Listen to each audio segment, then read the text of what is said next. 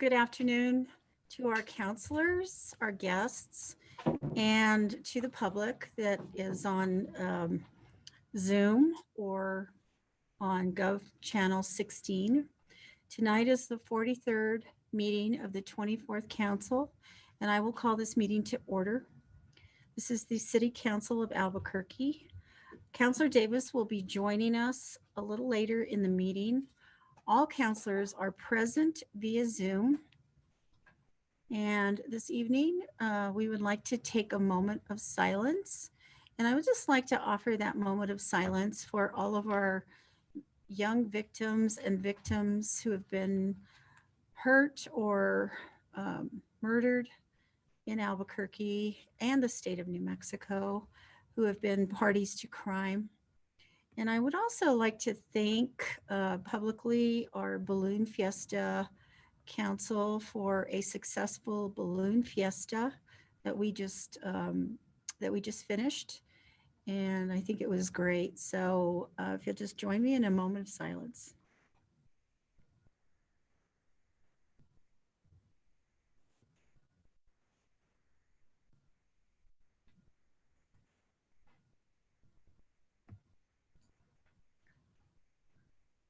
Thank you, counselors.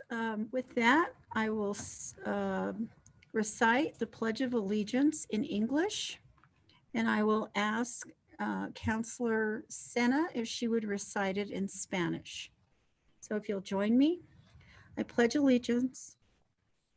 I've got to change something here. I pledge allegiance to the flag of the United States of America and to the republic for which it stands, one nation under God, indivisible, with liberty and justice for all.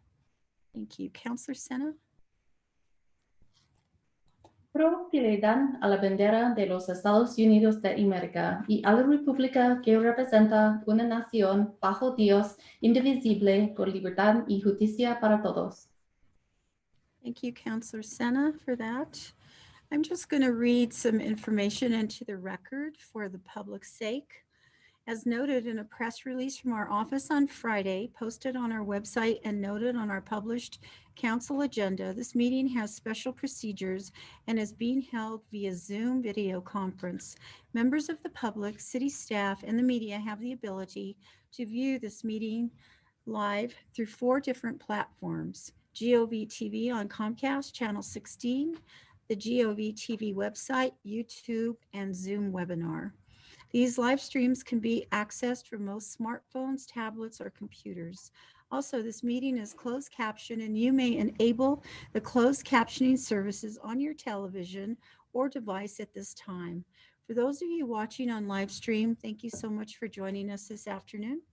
The video recording of this and all past council meetings will also remain available for viewing at any time on the City Council website. Council staff is available via telephone if members of the public need assistance finding the videos online. Please call 768-3100 for assistance during business hours, which are Monday through Friday, 8 a.m. to 5 p.m. The council is accepting live general public comments this afternoon, as well as any written comments. Written comments reviewed by 1 p.m. or received rather by 1 p.m. were reviewed and distributed to all counselors in advance of today's meeting. And with that, counselors, I'm going to go to our first order of business, which is proclamations and presentations. And this afternoon, actually, we have a proclamation recognizing Domestic Violence Awareness Month. And I just want to mention, we have a number of individuals that are with us on Zoom, and I think they've entered the Zoom chat room. And I just like to introduce them before we read the proclamation. Today we have New Mexico State Representative Pamela Hendren. Welcome, Representative Hendren, Honorable. It's very nice to have you. We have Vincent Galbiotti. I hope I said your name right. Did I say that right? Good, thank you. We have Claudia Medina, and I think Claudia Medina Hinojos, is that correct? Or no, Claudia Medina. Yes, I see Claudia there. I'm sorry. We have Kenna Chavez. Kenna, are you there? Yes, there she is. Kenna Chavez Hinojos. I knew I'd seen an Hinojos. We have a staff person with that last name. So we were discussing your name earlier.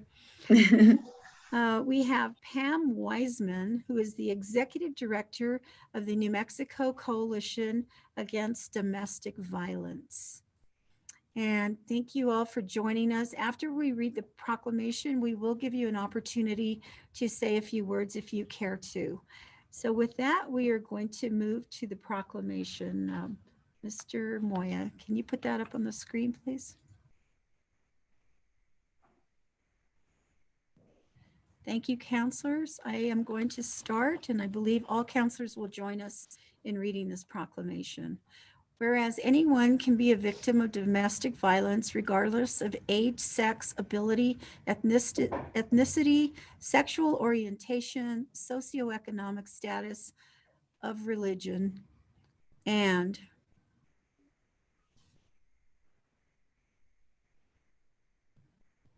I think there was another counselor that was going to read the next portion.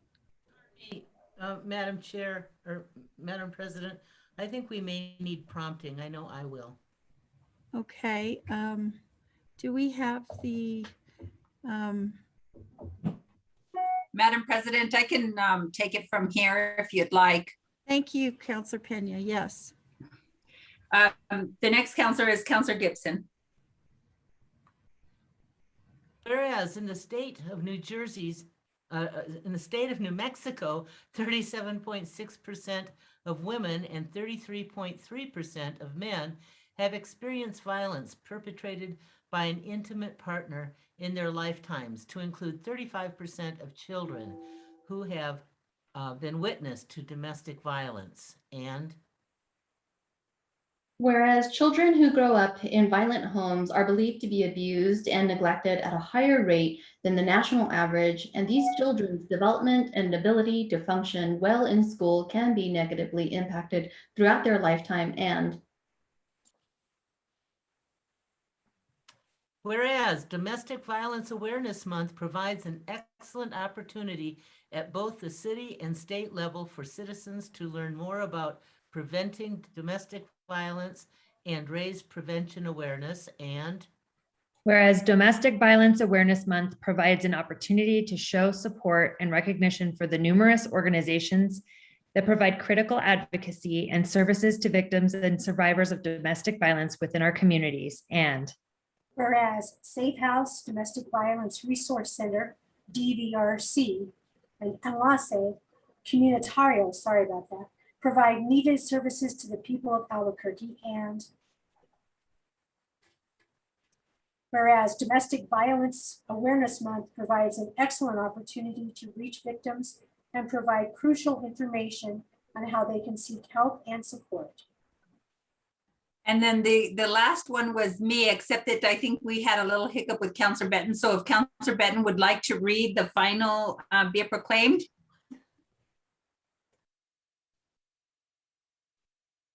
If not, I'll go ahead and proceed. So be it proclaimed that the council, the governing body of the city of Albuquerque, hereby proclaims October 2021 as Domestic Violence Awareness Month. And Madam President, if you don't mind. Thank you, Counselor Pena. You took the lead on this, so I'll go ahead and turn it over to you. So thank you. Actually, I want to thank the members of the Domestic Violence Task Force members. Again, as stated, Representative Herndon, Vincent, Claudia, and Kenya. But I particularly want to thank Teresa Garcia with the New Mexico Coalition Against Domestic Violence. She's the one that actually approached my office and asked that we present this presentation this month. And so I appreciate the collaboration and everybody's interest and the emphasis on how important this issue is.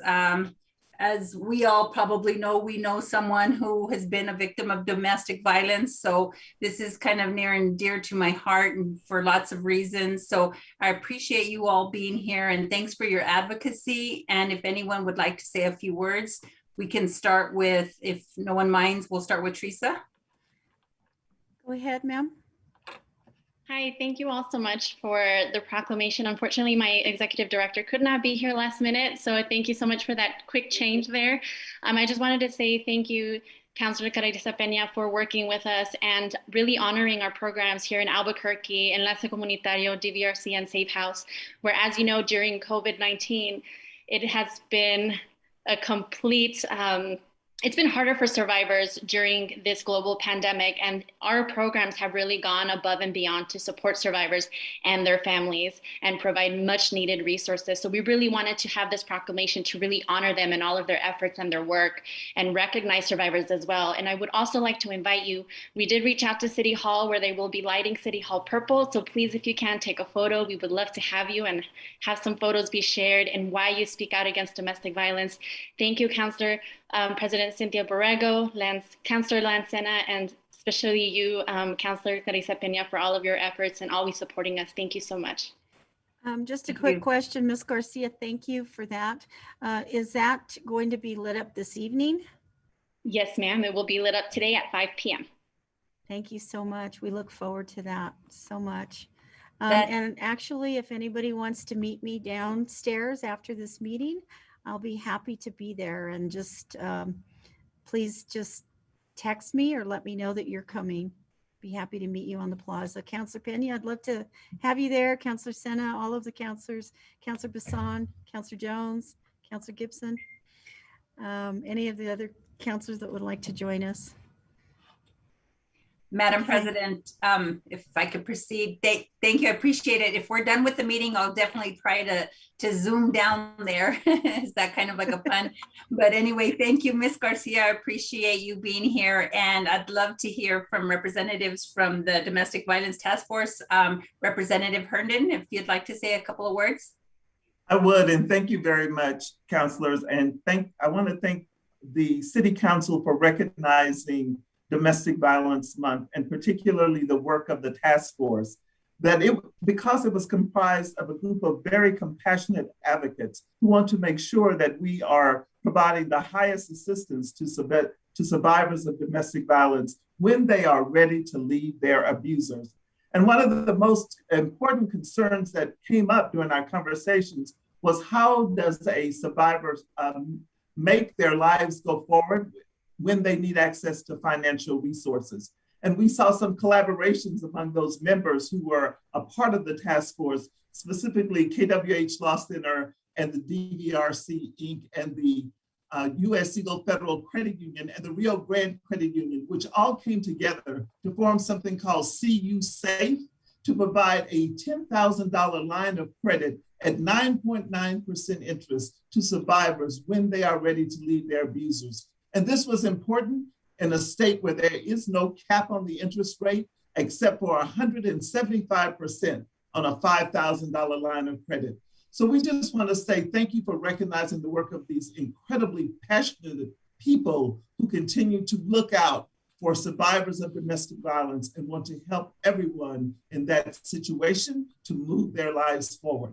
And thank you. Thank you, State Representative Hendren. We appreciate your leadership on this issue. Councilor Peña? If anyone else wants to say a couple of words, we're It welcome. looks like Councilor Gibson has a question before we move on to our next speaker. Councilor Gibson? Sorry, not a question. I just want to make a comment, but I'd like to wait until everyone, all of the guests have spoken who would like to. Thank you, Councilor. We will come back to you. Ms. Escobar? Good evening, everybody, or good afternoon. My name is Bonnie Escobar. I'm the Executive Director for Enlace Comunitario. And so I wanted to, thank the council, especially Clarissa Peña, for this proclamation. And as part of this proclamation and the work of domestic violence, I also wanted to thank or recognize a few people. So related to this work on domestic violence, Enlace 2 years ago called a public forum called Pláticas to discuss intimate partner violence, specifically in the South Valley, and to seek solutions. As a result, We've made a commitment to that community and to numerous partners in the South Valley who are resolved to eliminate intimate partner violence through prevention and intervention. It's now 2 years later, and we're continuing our work with the residents and partners in those neighborhoods. And we wanted to do a special shout out to the city of Albuquerque, but specifically Councilor Benton, Councilor President Borrego, and Councilor Sena for their financial support for this intimate partner violence endeavor. And we want to thank the Mayor's Domestic Violence Task Force as well, who recommended this collective take place so that we can develop models that can be utilized throughout the city. And I'd like to just pass it quickly to Claudia Medina, who will just say a couple of words as well. Thank you, Ms. Escobar. Ms. Medina?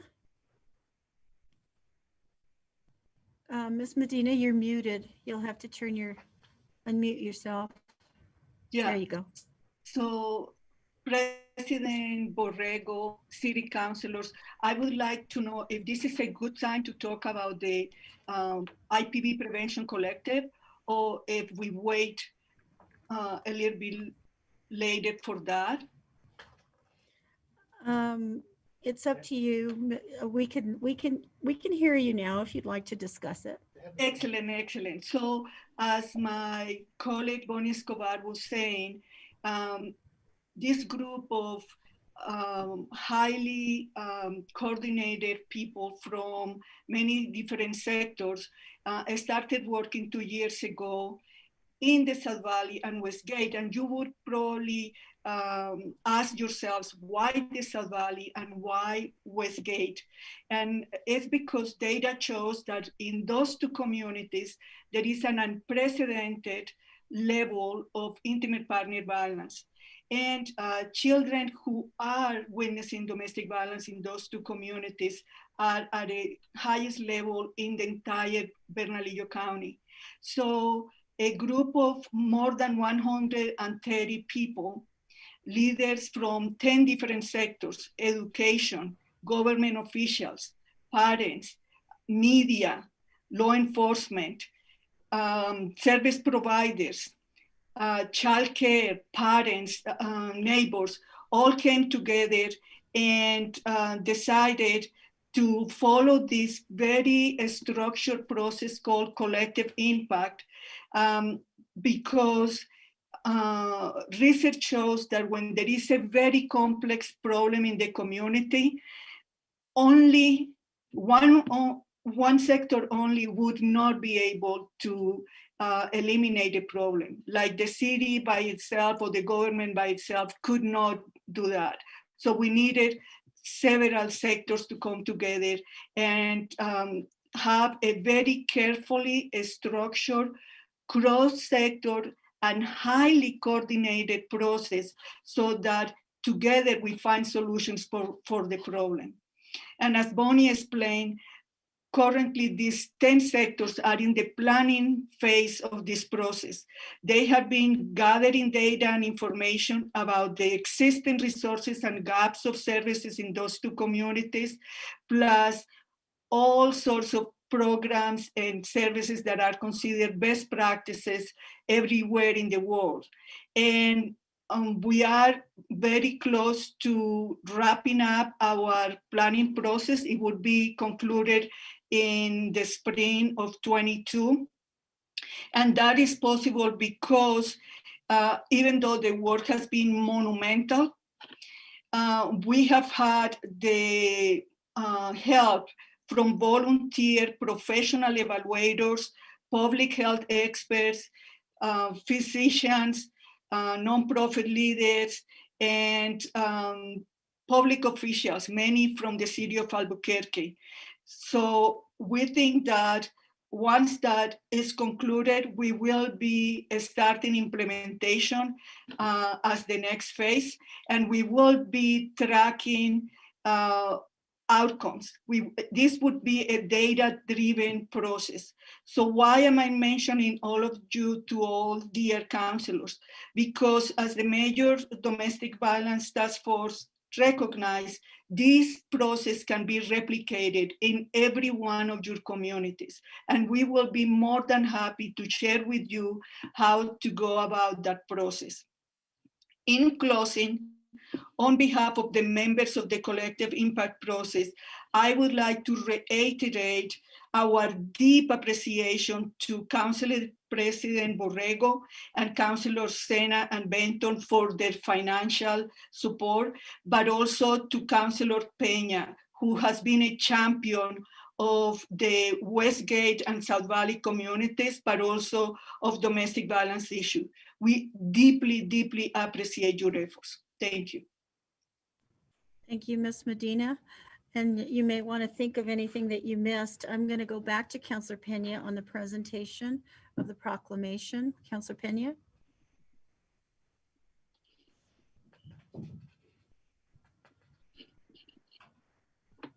Thank you, Madam President. Sorry, my mouse wasn't working. I would actually just defer to the other councilors that have questions at this point. Councilor Gibson. Yes, thank you. I just want to take a couple of seconds to acknowledge the work that many of these groups have done during COVID, when it was really, really difficult, you know, almost impossible to see people and communicate with them easily. But these groups really stepped up and did us a great service. So I thank you all. Thank you, Councilor Gibson. Councilor Sena. Thank you, Madam President. I just wanted to recognize and thank everyone that's part of the committee, and just knowing, like Councilor Gibson was saying, just the work that was necessary, especially throughout COVID and ongoing, what we have to really be doing, and then also recognizing just the data that's out there, as Ms. Medina had mentioned, you know, a rise in certain parts of the area, and just noting that even our Office of Equity and Inclusion is also doing block parties specifically to actually just do this outreach to our communities to show what resources are available to our families, but also open up the broader conversation. I think that the proclamation and recognizing that it doesn't discriminate, it impacts all of our communities, is important to recognize, but also bringing down these barriers, especially for communities of color and that are limited English proficient as well. I think it's important to bridge those gaps and also recognize this impacts us all, and very happy to champion the intimate partner collaboration and reaching out to also our county. So thank you. Thank you, Councilor Sena. I just also, if there was anyone on the committee that we mentioned before or that was here on behalf of the proclamation, if you didn't have an opportunity to speak, I'd like to give you that opportunity now. Mr. Galbiati or Ms. Hinojos or Ms. Wiseman. Mr. Galbiati. I'd be happy to. Just wanted to say on behalf of our staff as well as our board of directors that we'd like to thank the members of City Council for this. It's so important to have our community's leadership recognize the detrimental impact that domestic violence causes. Domestic violence, though perpetuated mostly on women, it really has no boundaries. And to give you a simple dynamic, DVRC alone will handle over 15,000 helpline calls, provide 7,000 services among 4,000 victims. We're way too small for the need. DVRC applauds the efforts of the City of Albuquerque, the Domestic Violence Task Force, our law enforcement, DA office, and the courts. It's right just to be mindful. No one deserves to be hurt. We pledge to continue our work to tirelessly end domestic violence in our community. And we'd like to thank you for this proclamation, your efforts, and your recognition as October's Domestic Violence Awareness Month. Thanks for the opportunity. Thank you, sir. Any of the other committee members? Ms. Hinojos? Yes, hi, thank you. Thank you. My name is Kenneth Chavez Hinojos. I am a survivor of domestic violence and sexual assault. And I guess I can say on behalf of victims and survivors, I thank you guys for having this task force. It means a lot that you listen to our voice. A lot of the times it's kind of around our voice. So I'm happy to say that you guys are here and listening, and that I am a part of this task force as much as I can. Me and my family, you know, we want to continue this cycle of stopping this cycle of violence and bringing the awareness to our community, not just for domestic violence. So I hope we have all this eager and effort and support for April next year, or for Sexual Violence Awareness Month. Thank you. Thank you, madam, and thank you for stepping up, and we support you and everything that you do in your future. Anyone else care to speak? If not, I'll go back to Councilor Pena, who was our sponsor. Councilor Pena. Thank you, Madam President. I'll just close by saying thank you all for being here. I appreciate the work. This work is some of the most important work that's out there. Everything that you did during COVID, everything that you do on an ongoing basis is just, it's really having that opportunity to have somewhere to be able to go when you're going through these crises are important, as Ms. Hinojos is testifying and now part of that group. So thanks for being a strong woman, Ms. Hinojos. You take care and congratulations, and with all the work that you do. Thank you. Thank you, Councilor Pena. And I would just like to say that, you know, it's a difficult issue, and I'm glad that we're facing it head on. And, you know, especially in a state that has, you know, sometimes known to be economically challenged. It's important that we bring these issues to light, and that they are on the forefront, and that people understand that, you know, the city government and the community are working in partnership, and our nonprofits working together to challenge these issues. So thank you all for being here tonight, and we will send you copies of the proclamation. The proclamation has been signed by all of our counselors, and our staff will get those out to you. So thank you for being here. And I just want to go back before we leave. Ms. Medina, I just wanted, and Ms. Escobar, giving you an opportunity regarding, because we kind of combined the proclamation with the Intimate Partner Violence Prevention Collective. So I just wanted to see if anyone had anything that they'd like to share in addition to what Ms. Medina shared. I wanted to give you that opportunity. I see a hand up, Miss April Perkins Lewis, and I'm not Miss Lewis. I think you're muted, madam. Sorry. So this is the time for comments? Yes. Okay. Oh, no. This is regarding the proclamation. This is not public comment, madam. You'll have to wait. Proclamation. Just a few minutes. Oh, yes. Okay. We're addressing domestic violence right now. So if you just wait a little bit longer. Okay, well, thank you all for being with us this afternoon, and we appreciate the work that you're doing in our community. So with that, counselors, we will move on to a presentation on recidivism and diversion programs from the Bernalillo County 2nd Judicial District Attorney's Office. And with us this afternoon, we have Chief of Policy and Planning, Adolfo Mendez, from Bernalillo County 2nd Judicial District Attorney's Office. We have Director Michelle Padilla, Bernalillo County 2nd Judicial District Attorney's Office. We have with us Assistant District Attorney Carl Swanson of the Bernalillo County 2nd Judicial District Attorney's Office, and Policy Director Taylor Boo, I think I hope I said that correct. Bernalillo County 2nd Judicial District Attorney's Office.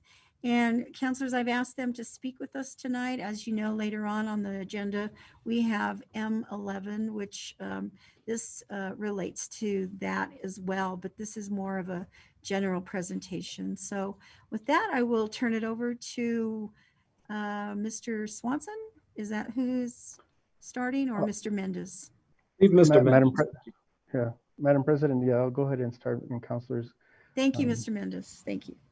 We are all experiencing a little bit of technical difficulty, so if our internet starts to lag, please let us know and turn off our camera. But Glad to be with you this afternoon. Glad to be able to talk to you about these important subjects, especially following the previous proclamation. I think, you know, the work of public safety is important work for our community. So very glad to be with you this afternoon.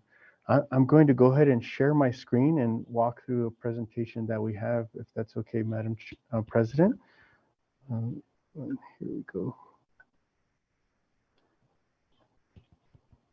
And are folks able to see my screen? Okay, it should just have like a title. Yes, we can see page. it. Thank you. Excellent. So we're going to start with a bit of a crime overview, and then we'll get into a discussion about our work both on detaining the most dangerous individuals in our community and our work to try to divert nonviolent, low risk offenders. And we'll have, you know, folks from our team jump in at different points. But I want to start by saying that crime overall is down. The part that is not down is violent crime. And the reason why crime overall appears to be down is that property crime makes up the largest proportion of all crime in our community. And that has been ticking downward since August of 2017. Violent crime started to tick down in August of 2017, but as you can see in this chart, it started to flatten out. And in this year, we see that an upswing of violent crime in this year. These two I put side by side, but it's important to note that they're at a different scale. Property crime, the peak was over 3,000 cases. In violent crime, you can see the peak was about 650 cases. So there's a different scale to consider. But because property crime is such a huge portion of the crime, overall crime will move based on how property crime is moving.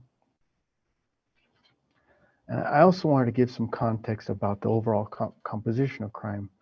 Again, property crime is, the sections in blue is by far the largest proportion of all crime. Violent crime is a smaller proportion, and homicides is a very small proportion. But because it's homicide, it is the most devastating for those families, obviously for the victim, but those communities and our community as a whole. It has the biggest impact, even though in terms of raw numbers, it's small when compared to the overall number of crimes in general. Here and where we'll talk about this a little bit more, this is one of those areas where we have not seen the downward trend that we'd like to see. This is aggravated assault. When we show this graph for overall crime, the section to the right of that yellow line is blue. And what we're seeing is what is crime looking like compared to the previous year, the same month in the previous year. So we call it our year-over-year comparison. And we do that because February is always a low crime month because it's the shortest month of the year. And it's also one of the coldest months of the year. So we always see this February dip in crime, and we see an August spike in crime because it's longer days and hotter, and so more activity in general. And so this is a year-over-year comparison, just looking at aggravated assault. And as we can see, we're not seeing blue, which would indicate that the month is down over the previous year. We see that little bit of a dip right after 2017, where there are some blue months. But since then, we just see red bars, which means that each month is greater, the crime is greater in this category over the same month in the previous year. So this reconfirms for us that it's an area that is important for us to continue to try to get under control. I think of these as sort of pre-homicides, right? A lot of times here is where we're seeing crimes with guns, crimes where there's a shooting at or from a motor vehicle, but there was nobody actually hit, right? So it could have been much more devastating, but these are the indicator crimes that we see, that we look at in our office, that as these crimes go, I think the community sense of safety is very much tied to these crimes from our estimation. So it is in that universe that we move to detain in our office. And I'd like to start by contextualizing who we move to detain and what the people of New Mexico voted for. And again, there was overwhelming majority of folks that voted for this change in our Constitution to give the courts the power to detain dangerous defendants. And specifically the language that's here in bold, that I think that the people of New Mexico voted to protect community safety by granting courts new authority to deny release on bail pending trial for dangerous defendants in felony cases. I think folks really, that is what they were trying to, that was what appeared on the ballot, and overwhelmingly people voted for that. And so we've been trying to do our best to be faithful to what the folks, what New Mexicans voted for in when we move to detain. And we do so in a very focused way. It turns out that we're only moving to detain in about 10% of felony referrals. So it's a very specific tool that we're trying to apply towards the individuals that are presenting the most danger in our community. And New Mexico did its bail reform in a way that was different than other jurisdictions. Other jurisdictions had additional grounds to move to detain individuals. They had grounds to move to detain folks who tended to show a tendency towards failing to appear or demonstrated a possibility of obstructing justice. New Mexico's scheme only went with dangerousness. And so that is what we're focused on when we move to detain.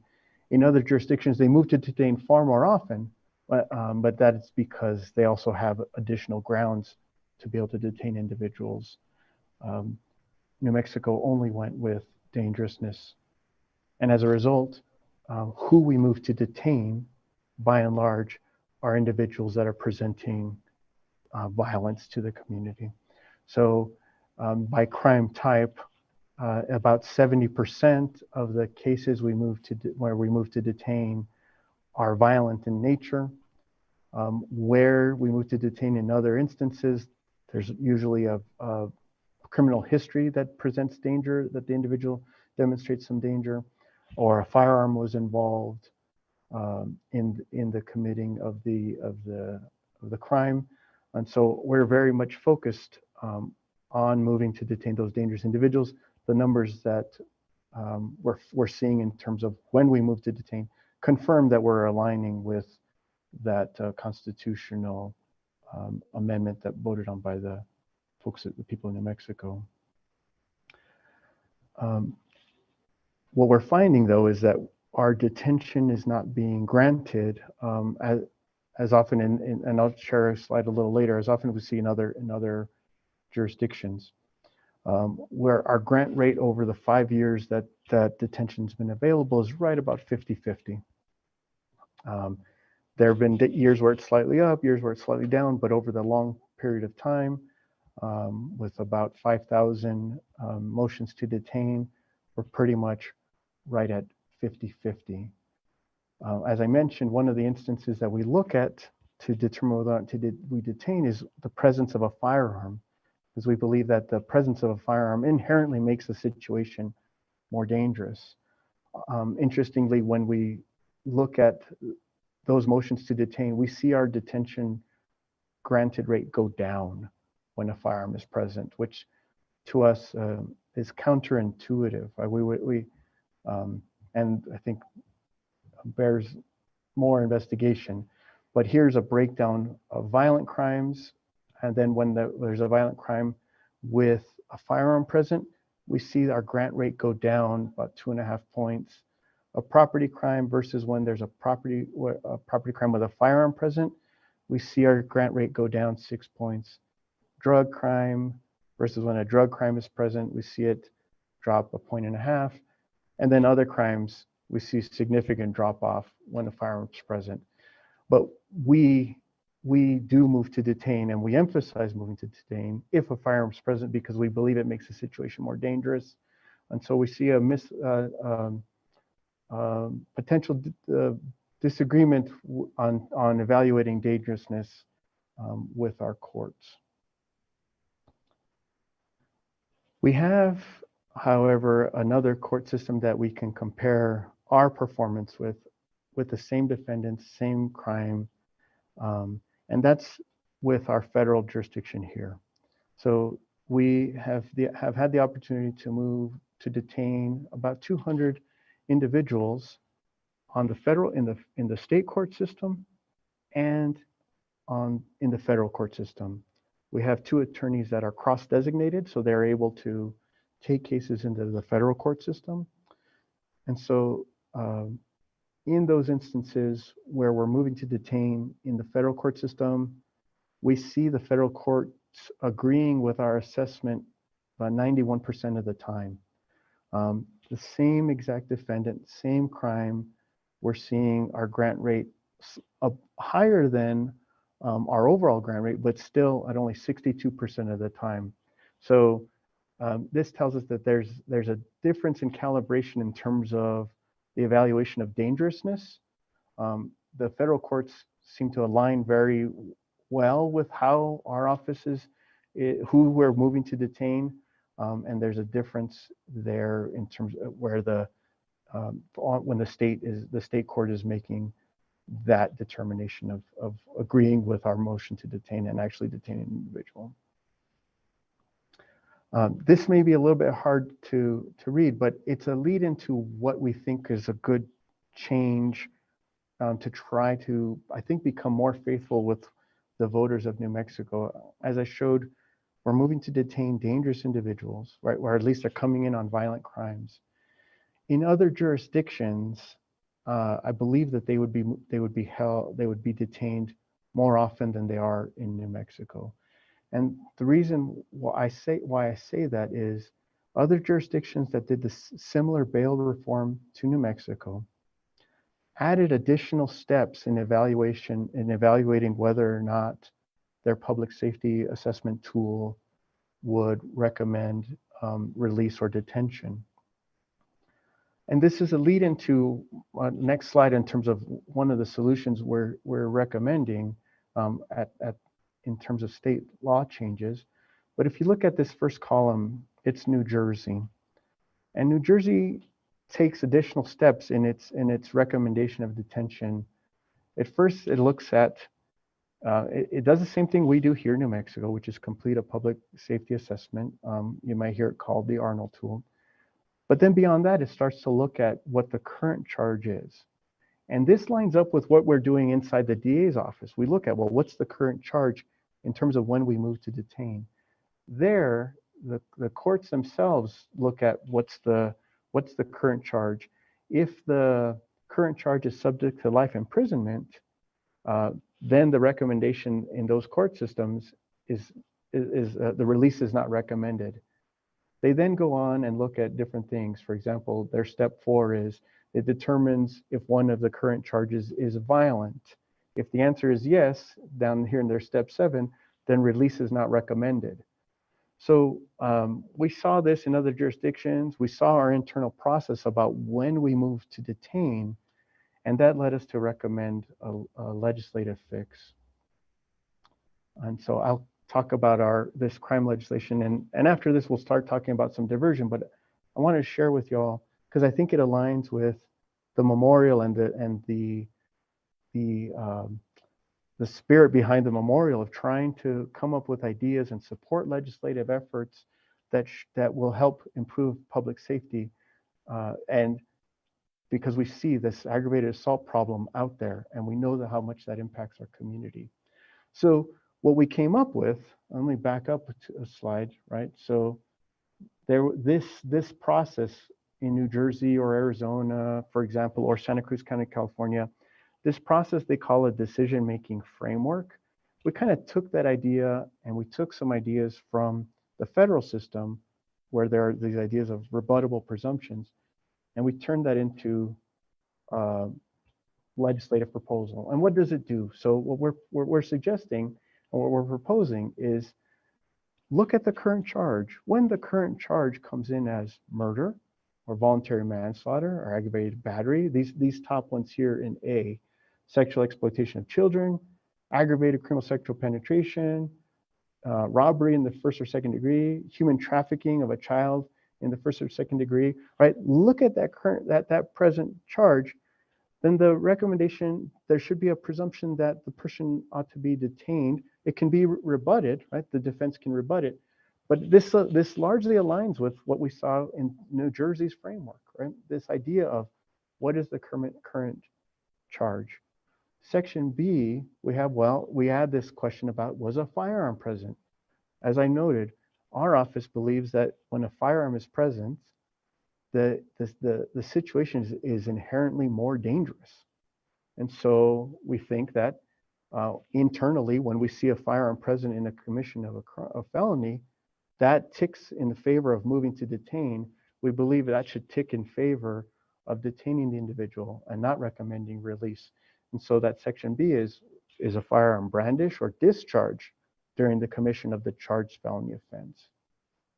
And then the third area is, was there great bodily harm or was the death of a person caused during the commission of the felony? If that's present, then we believe that there should be a rebuttable presumption to detain. Again, it could be rebutted by defense, but similar again to these other frameworks in other jurisdictions, that we guide the decision making about release or detention on things that we think are very commonly held beliefs in our community about who we should be moving to detain in the first place and who we should be holding pending trial. And so this particular effort would be to try to provide some guidance to the courts. This section D just looks at the criminal history.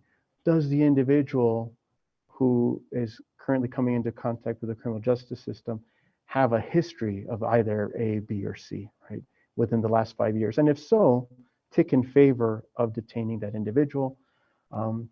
And I guess I want to emphasize at this stage that, again, we're doing this process internally as to when we move to detain.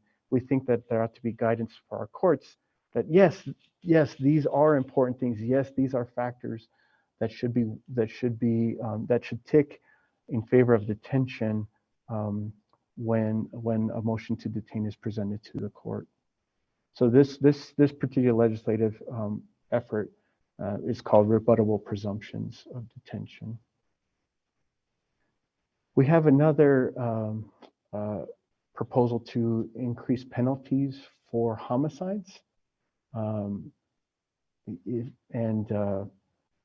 For example, I'll just highlight, you have copies of these slides, but I'll highlight, like, for example, preventing the suspension or deferral of a sentence for second-degree murder, right?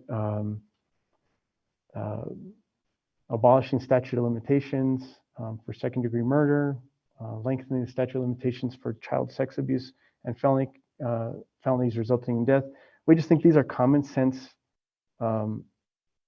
penalties that aren't currently in the books, and so we think this matches what the penalties should be for homicides when a person's life has been unlawfully taken. We'd also are advocating some gun safety measures. It's when we deal with, for example, school shootings or threats of school shootings, there isn't a statute that is right on point with these threats.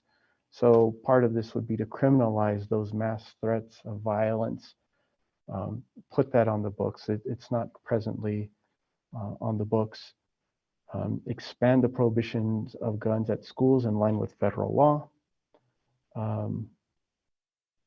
I mean, I guess I can detail it, but I just would like to emphasize that what we're looking at is guidance for our courts when we move to detain people, stiffer penalties when there's homicides, and some common sense measures about gun safety, especially around these mass threats. We're trying to do the right thing and honor I think the be faithful to the vote the people in New Mexico cast, both when we're trying to move to detain individuals, but we're trying to do the right and smart thing on diversion and prevention, right? So for the most violent individuals, detention is the appropriate intervention. But for folks who are lower risk and nonviolent, diversion is a better option. Now, I see some hands up. Would you all like me to take questions, Madam President, as we go along? What is the preference? I'm sorry, I was taking a look to see whose hands are up. They may have questions regarding the information you're presenting now, so I'm going to go ahead and go to Councillor Benton and then Councillor Jones. Thank you, Madam President, and Mr. Mendez, thanks for the presentation. And just quickly on the school shooting question, obviously there have been discussions about the parental responsibilities in these situations in terms of safeguarding weapons in the home and so forth. How are you looking at that issue? Yeah, I think there should be some increased responsibility there. And what we can do is we can share the statutes, the proposed statutes that we've come up with. We can share them with the council so you can see what we've been working with legislative sponsors on. That way you have the exact language. I don't have the exact language here in this presentation, but we'll definitely share with the council. Adolfo, and yes, Councillor Benton, Madam President, our office did send over our legislative packet to the president's office. So that could be dispersed to the councilors and you can have the specific information on our legislative proposals. Okay. Yeah, I know it's on your radar screen. I just, wonder if there's any detail on it, but that's fine. I can look Benson, at that. If we didn't share it, we will share it with you. Yeah, I very much appreciate the presentation. Thanks a lot. Thanks, Taylor and Adolfo. So with that, we will go to Councillor Jones, I believe. Thank you, Mr. President. Thank you.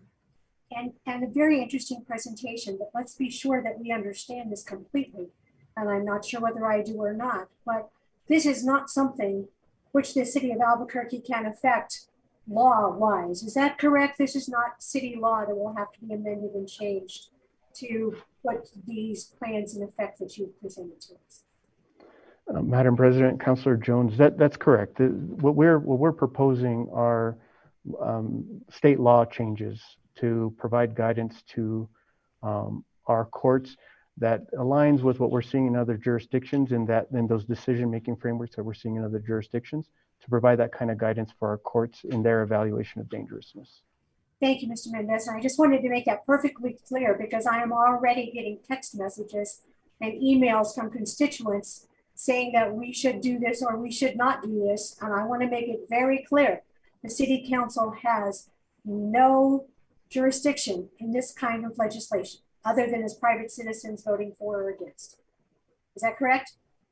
Well, Madam President, Councillor Jones, I think that is correct. It appears to be in line though with the memorial that is being considered and discussed in terms of providing some to the extent that the council is able to provide some policy guidance to the legislature from the experience of the city of Albuquerque, the largest jurisdiction in the state, that these kinds of common sense measures make sense. I think that kind of policy recommendation could be sent, but you are absolutely correct, Councillor Jones, that it's not in the jurisdiction of the city. It is a legislative. We're asking the legislature to change state law. That is absolutely correct. Thank you, sir, and thank you, Madam President. I just wanted to make it perfectly clear that this is presentation only. The city council cannot affect this either way. So thank you, Mr. Mendez. Interesting presentation. Thank you, Councillor Jones. Councillor Benton, we'll go back to you. Yeah, just to tag along quickly, I appreciate Councillor Jones for pointing that out because we have and do receive all sorts of communications from constituents about various things that that we really can opine about. And we have and done so in the past. I think the council and the city opined with regard to extreme risk protection orders, i.e. red flag laws. And that was helpful, I think, to the discussion, as was said, that this the largest jurisdiction in the state outside of state government, and therefore nothing wrong with us trying to express what we see as representatives of Albuquerque citizens. So thank you. Thank you, Councilor Benson. Any other councilors? Don't see any other councilors. Would you like to continue, Mr. Mendez, please? Thank you, Madam President. So as I was saying, what we're trying to do is do the right thing, both with the most violent individuals, but we're also trying to do the right thing and the smart thing with low risk, nonviolent individuals. And so we have a statutory program called PPD, Pre-Prosecution Diversion. And Michelle Padilla and Carl Swanson are on the call with us. If we wanted, if the council has any questions to dig into this. But what this does is it gives felony offenders the opportunity to get treatment and stabilizing services rather than go be put into the felony criminal justice pipeline. So it diverts them out of the court system, freeing up court resources, freeing up all of the criminal justice institution resources to be able to deal with more serious individuals in that arena, while trying to provide the kind of stabilizing support and treatment to hopefully prevent folks from reoffending and committing further crimes. In those instances, by trying to primarily the drug substance abuse disorder issues that individuals may be having, to provide that kind of stabilizing treatment. And so individuals that are accepted into diversion, and they have to have counsel, right? So we have to make a diversion offer. They have to be counseled by an attorney about the offer. Individuals that accept that then can be brought into our diversion program and our treatment and get treatment as opposed to being pulled into the more traditional criminal justice system. So it's a statute that is by statute that we have this ability to do this kind of diversion. That being said, we have a challenge here that we are working very heavily to try to address. We are finding that our offers to divert are not being accepted by our public defender counterparts at the same rate that we see our private attorneys accepting. So we've made over 800 offers since January 2020, and we're only seeing a 17% acceptance rate. So here, similar to how property crime goes, so goes Albuquerque's crime. Here, how our acceptance rate goes with the public defender is how we will see here, because the vast majority of our offers are to individuals who are represented by our public defender counterparts. We are taking massive efforts to try to make more and more offers to diversion for low risk nonviolent individuals. And Carl, if it's okay, I can kick it over to you to talk about some of the efforts that we've made and our emphasis in making offers. And if you could share some of your perspective, being the attorney driving this. Mr. Swanson, would you go ahead? Sure, yeah. Thank you, Adolfo, and thank you, Madam President and councilors. Before I started working at the district attorney's office, I was a public defender for about 8 or 9 years, and I loved my job over there. And it gave me a lot of great experience helping a lot of clients get to treatment. And I feel blessed that I'm been given this opportunity to work at the district attorney's office. And now I run a team of attorneys that look to identify cases for diversion. And I can tell you that in the criminal justice system, when we send defendants to supervised probation, they usually check in, every 2 weeks to a month, and they're drug tested at that point, and they identify if they have substance abuse issues. But it's really minimal contact with the probation officer. The probation officers are slammed. They're very busy people, and they don't really have a lot of time for one-on-one interaction with the defendant. But with diversion programs like the pre-prosecution program at the district attorney's office, and with people like Michelle Padilla, what she's able to do is really get to know the defendant and really tailor the probation, if you will, or the program to that specific defendant. And what I mean by that is, if the person is homeless, she will work at finding housing for that person. If the person is not employed, she'll work to find employment for that person. If the person needs financial assistance, educational assistance, if the person has substance abuse issues, if the person has mental health issues, she will work with them on all those levels. And so it becomes a one-stop shop, I guess, for the defendant. And you're no longer just putting a Band-Aid on it, but you're able to really treat someone. And that kind of diversion, I believe, is better for the entire community. And when you see somebody come out of 2 years of that kind of program, they really are a different person. And she's had people that have gone on to be nurses and lived very successful lives that have entered the PPD program. And that's the goal of diversion, truthfully, is to get some people out of the criminal justice system, completely change their lives, and you'll have a different person at the end of 2 years. And so do you want to go to the next slide, Adolfo?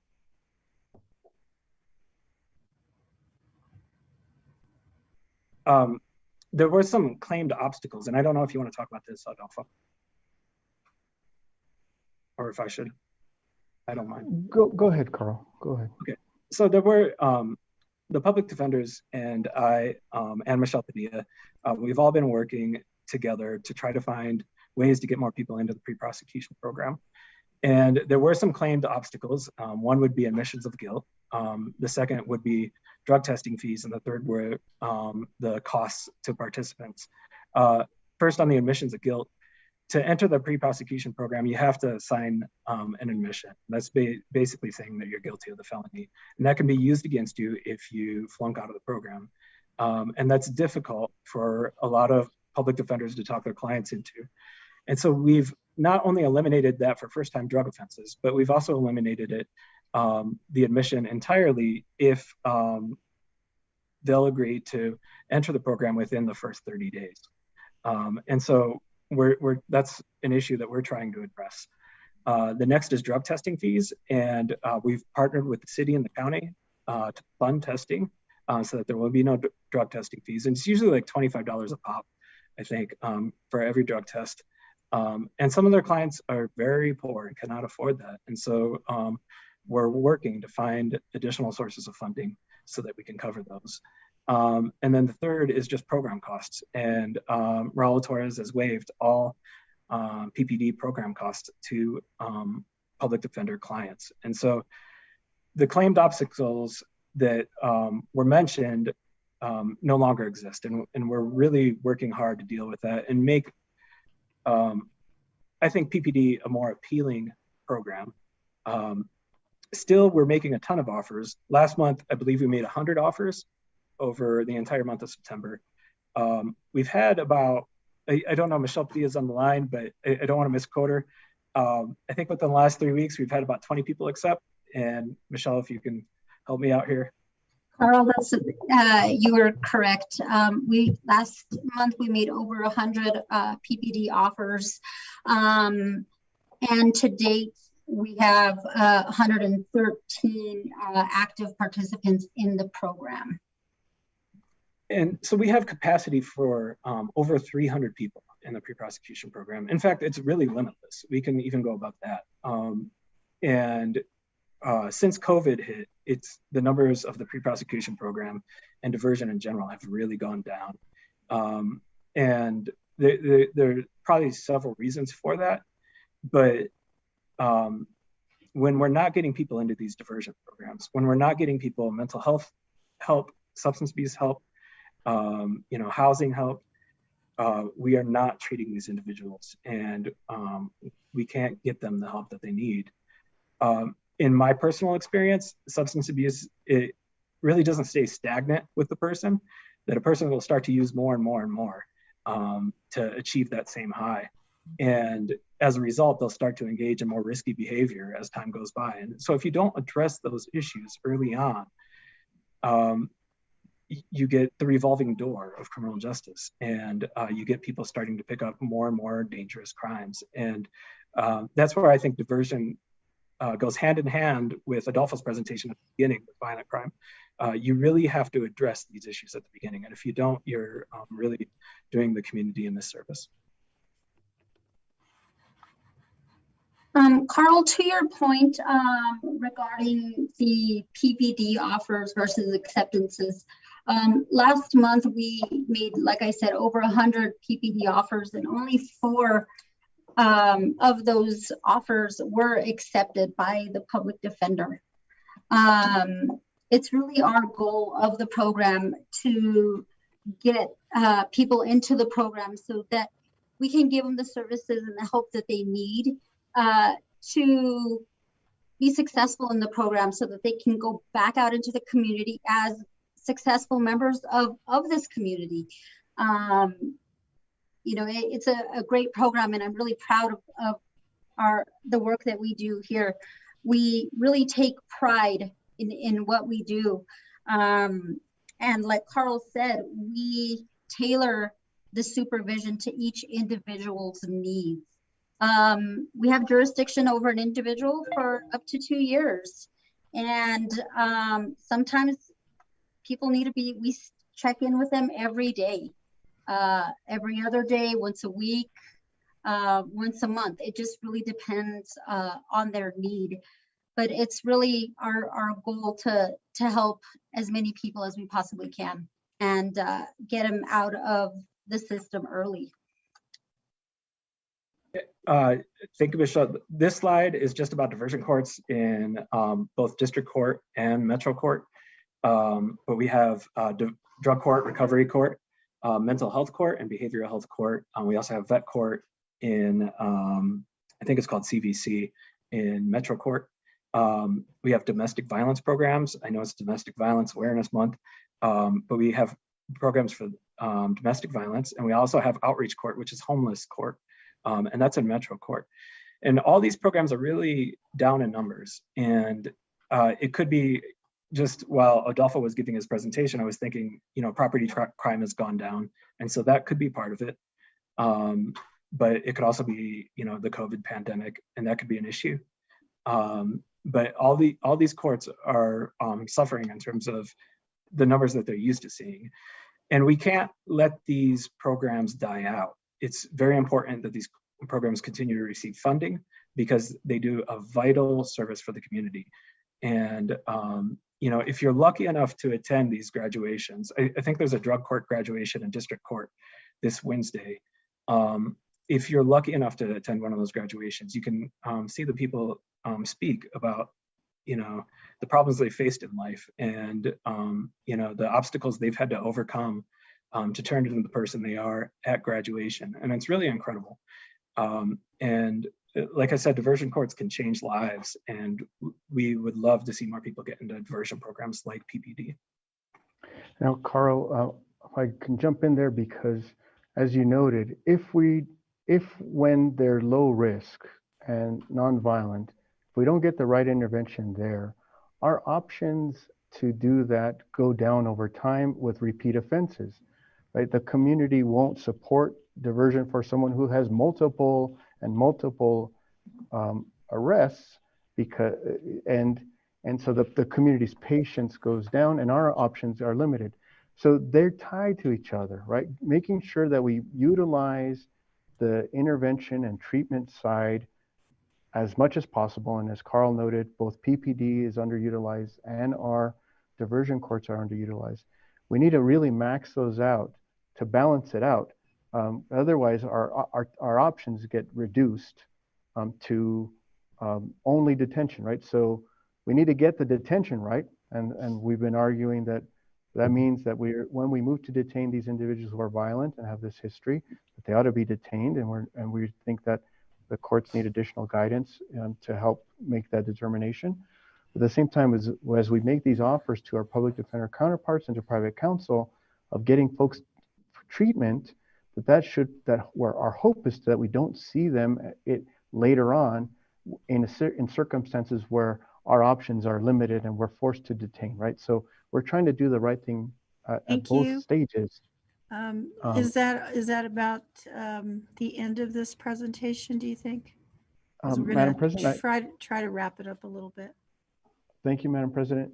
If I may just talk about one last thing and then we'll wrap up. Yes, go ahead. It's along the same lines of doing the right thing at the diversion stage.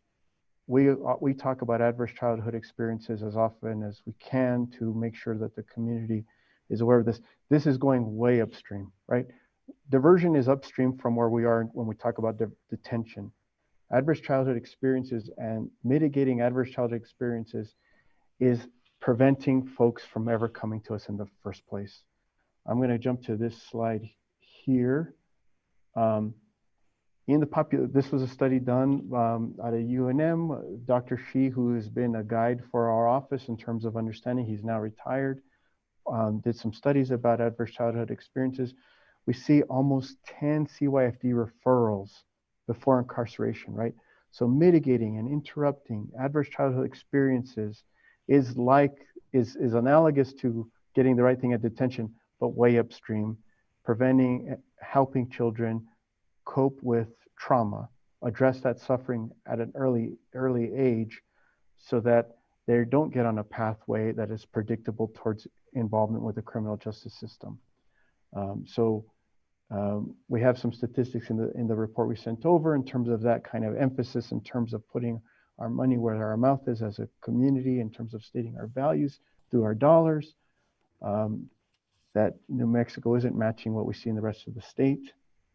And then we have some proposed diversion legislation, both on supporting those mitigating adverse childhood experiences and supporting these diversion efforts.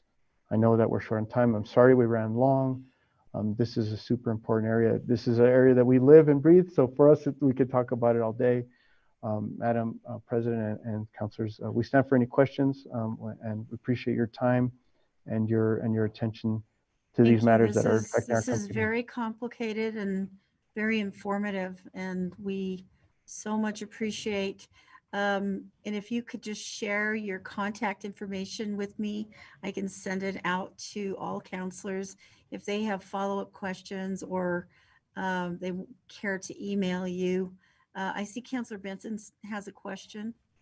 Just a quick comment, Madam President. Thank you for your indulgence. But yeah, this is such a helpful presentation, and I wish we could spread it far and wide because, hey, I respect the PD's office. They do a great job. And, so does it's an unfortunate term, the prosecutorial side, but we're all in this together. This is our community. These young children in that last chart, that ascending percentage of children who continue to have more and more severe reactions to the life that the hands that they've been dealt, if you want to call it that. It's heartbreaking. And we need that understanding, but we also, of course, all want to ensure that all of our citizens feel like we're doing our best, that we're not looking the other way to repeat offenders. But at the same time, we're recognizing facts on the ground, which is that there's family great breakdown throughout Western culture as we speak, and in the old our old capitalist world, if I could use that term. I hate to say it because nobody will like me saying that, but you know, there are things that are failing in our system, and we have to recognize that and how we deal with that, its effect on families and children, especially, and young people. We're trying to come up and get back on the the bandwagon of regular citizenship and participation in community. So thank you, Madam President. Thank you, Councilor Benton. Councilor Pena. Thank you, Madam President. I just have a question in terms of some of the statistics, if you have the answer, if not, if you could get it to me. But, you know, we keep talking about this revolving door. And I was just wondering, in terms of statistically, people who have been committed a crime, it's my understanding that it's a really small percentage that actually reoffend before they go to court or trial or whatever the case may be. Is that accurate, inaccurate? Does anyone know the answer to that, or? Yeah, Madam President, Councilor Pena, what we're seeing is violent reoffense at about 10%. So when they reoffend, when we move to detain and they're released, about 10% of the time we're seeing a violent recurrence. Overall, new crime, we're seeing about 20% of the time a new crime. I think there's been some studies that have been done that show about a 42% failure of some kind, right? A failure to appear or something. We ourselves focus in on looking at, is there new criminal activity? And is that new criminal activity violent? As I noted at the beginning, violent crime is a small proportion of all crime. So anytime you have a violent crime incident, it has a devastating impact on the community, right? Because homicides, again, are this small sliver of crime. So when an individual we move to detain is not held and then comes back and commits a homicide, that's devastating. It's devastating to the community. And we've seen that at least 6 times. And then that we know of, right? Because what most of the crime does not result in arrests. Most crime goes unsolved. And so when we talk about these repeats and recidivism, that's on confirmed rearrests, not actual activity in the community. So again, we're seeing it about 10% of the time, a violent reoffense when we move to detain and a person's released, and about 20% of any type of crime, excluding traffic, right? Excluding things like, you know, traffic violations. Those are the numbers that we're seeing, Madam President, Councilor Pena. Thank you, Mr. Mendez. Councilor Pena, are you satisfied with? Yes, okay, thank you. Councilor Gibson. Thank you, Madam President. My question, I think, is pretty short here. I was also quite interested in the statistics that were given in this report earlier on, and particularly the ones about with weapons, that crimes committed with weapons had a lower frequency of being detained. Fascinating. I don't know why, but maybe there are reasons for that. The other thing is that I was wondering, and I can't remember whether it was stated as guns or weapons. My question is, were they only looking at guns, or were they looking at any other kind of potentially lethal weapon? Madam President, Councilor Gibson, that specifically was as to firearms. So because that is one of the criteria that we use when evaluating whether or not to move to detain. And so we note, is a firearm present? And so we're able to see whether or not there's a detention or a release when we've moved to detain and a firearm's present. So that's a long way of saying specifically firearms, not just any weapon. Okay, thank you very much. Thank you, Councilor Gibson. Thank you, Mr. Mendez, and to all of the individuals, Ms. Padilla, Mr. Swanson, Mr. Could you say that name for me, please? You're muted.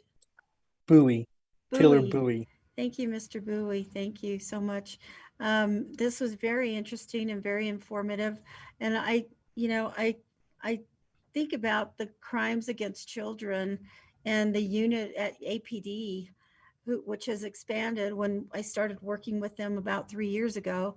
And now they're like at 9. They started at 3 officers and now they're at 9 officers. So, I just worry about those sorts of things. But, crime in our community is such a huge issue. And I mean, whatever happens at the state level does affect the policy at the city level. So I think it's really important that, and not all of us are on the intergovernmental committee either. And I know that you all discuss a lot of these issues at that level. So it's interesting to hear this information today. And we so much appreciate the work that you all do. Thank you, Mr. Mendez. Thank you, Madam President. And if any counselor is interested in ever coming and visiting with us, we would welcome, and we'd be able to show you firsthand, see the process firsthand. It's sort of like a picture's worth 1,000 words. Seeing it is worth 1,000,000 words. So that's an open invitation. Anytime you could connect with me or with Mr. Bowie, and we could make arrangements for any counselor to come visit us at any time. Thank you. And we will definitely send out that information to counselors of how to contact you, because I think that you may have some counselors there visiting you. Thank you. Thank you all. All right, counselors, with that, we will move on to item number 4, which is our economic development discussion. And we have none tonight. So we will move on to general public comments. We have 2 individuals signed up to speak this evening, counselors. And the individual that was on earlier, we found was not actually signed up to speak. So we have 2 other individuals that you will be hearing from. So with that, I'm going to read some information to our public regarding public comment. To those of you joining us to provide live public comment, we have received written comments that were distributed to the counselors in advance of today's meeting. As I mentioned before, members of the public will be available to address the council if they have signed up for live comment per the instructions published on the agenda and on our website on Friday. Speakers will be moved into the meeting room 2 at a time. They will remain muted with their camera off until they are called upon to speak, at which point they can turn on their camera and unmute themselves, and will have 1.5 minutes to provide comments to the council. After that, they will again be muted and returned to be an attendee of the Zoom webinar. Here are the public comment ground rules.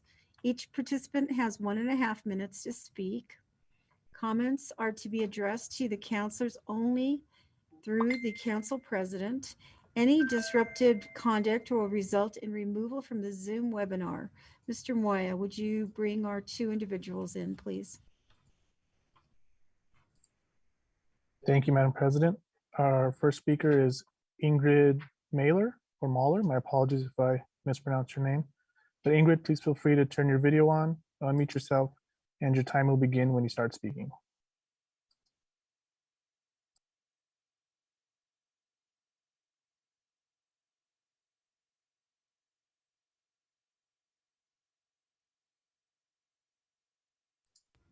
Ingrid Mahler, are you there? Can you hear us?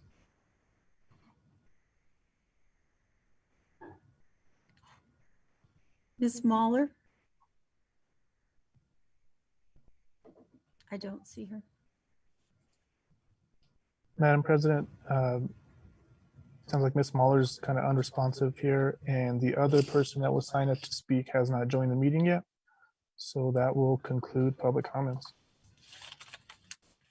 Thank you, Mr. Moya. Then with that, counselors, doesn't appear that we have anyone on to speak on the Zoom connection. So we will move on to administration questions and answers. And our first question comes from Councilor Benton. Councilor Benton. Thank you, Madam Chair. And let me just make sure I get to my my script. So yeah, these questions are for our DMD director, Mr. Montoya, and a couple of questions. One, first of all, I'll give a little background to the councilors if they're not aware of what the issue is here. But when we passed the Complete Streets Ordinance in 2016, we basically created a policy. This was enacted by a supermajority of the council and signed by Mayor Berry about making our streets equally accessible to all users. And in that original Complete Streets policy, we did early on recognize that most of the need has to do with rehabilitation projects. Brand new projects that we do typically have these components, projects in the Greenfields area and the outer limits of the city have these by definition in their project plans. But when we rehabilitate an old roadway, whether it's in the mid heights or even parts of the far northeast heights, but certainly in the center city, there are subtle sometimes opportunities for improving accessibility for all users. And so that means transit users, pedestrians, which those two intersect, by the way. You've always got to walk a certain distance until you can use transit. Bicycling to a lesser extent, but also sometimes that's combined with transit. But all those users of the roadway, right? So that original policy was created. And then in 2019, we updated the policy under the Berry administration. We appreciate their working with the advocates on that. And we focused more on how do we really analyze what we're doing with these rehab projects in the older parts of town where, oftentimes, let's face it, the amount of right-of-way that's available to do wonderful things is just not there, and we have to do minimal things. So my question for Mr. Montoya has to do with Dolores Huerta and Cesar Chavez Boulevards, where they come together west of the Rio Grande, east of the Rio Grande. West of the Rio Grande, the county already has a really nice complete streets plan.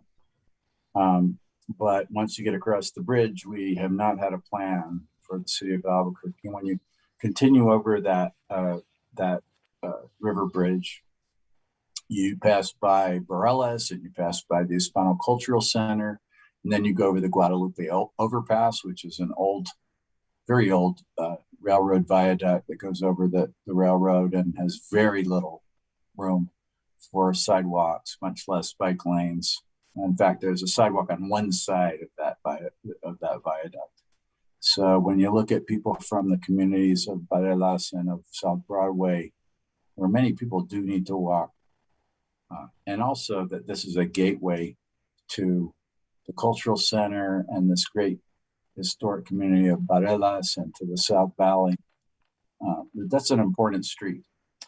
Well, just recently, this is my intro, and then I'll let Director Montoya, I'll tee it up for him to respond. But just recently, and without notice to the Complete Streets Committee, which is a review committee, a technical review committee for these projects, that street was resurfaced and repainted just the way it was before. And we appreciate seeing a new surface on the street and so forth, but without having gone to this committee, which is now part of the ordinance under the 2019 update of the Complete Streets Ordinance. So I want to ask Director Montoya to explain what we provided for emergencies, by the way, in the first ordinance. If there's an emergency repair, we understand that. It's got to be done, and not all that stuff can go to any committee. But I want to understand, because I was told that this was an emergency repair, and therefore it did not go to the committee. Thank you, Councilor Benton. Mr. Montoya, are you there? Madam President, I am, and Councilor Benton. So let me just address your question. And I take full responsibility for making the decision to rehab that portion of the street. As you know, a year and a half ago or so, we dedicated or renamed that stretch of Avenida Cesar Chavez to Dolores Huerta in honor of Ms. Huerta. And then the county did the same thing on the other stretch.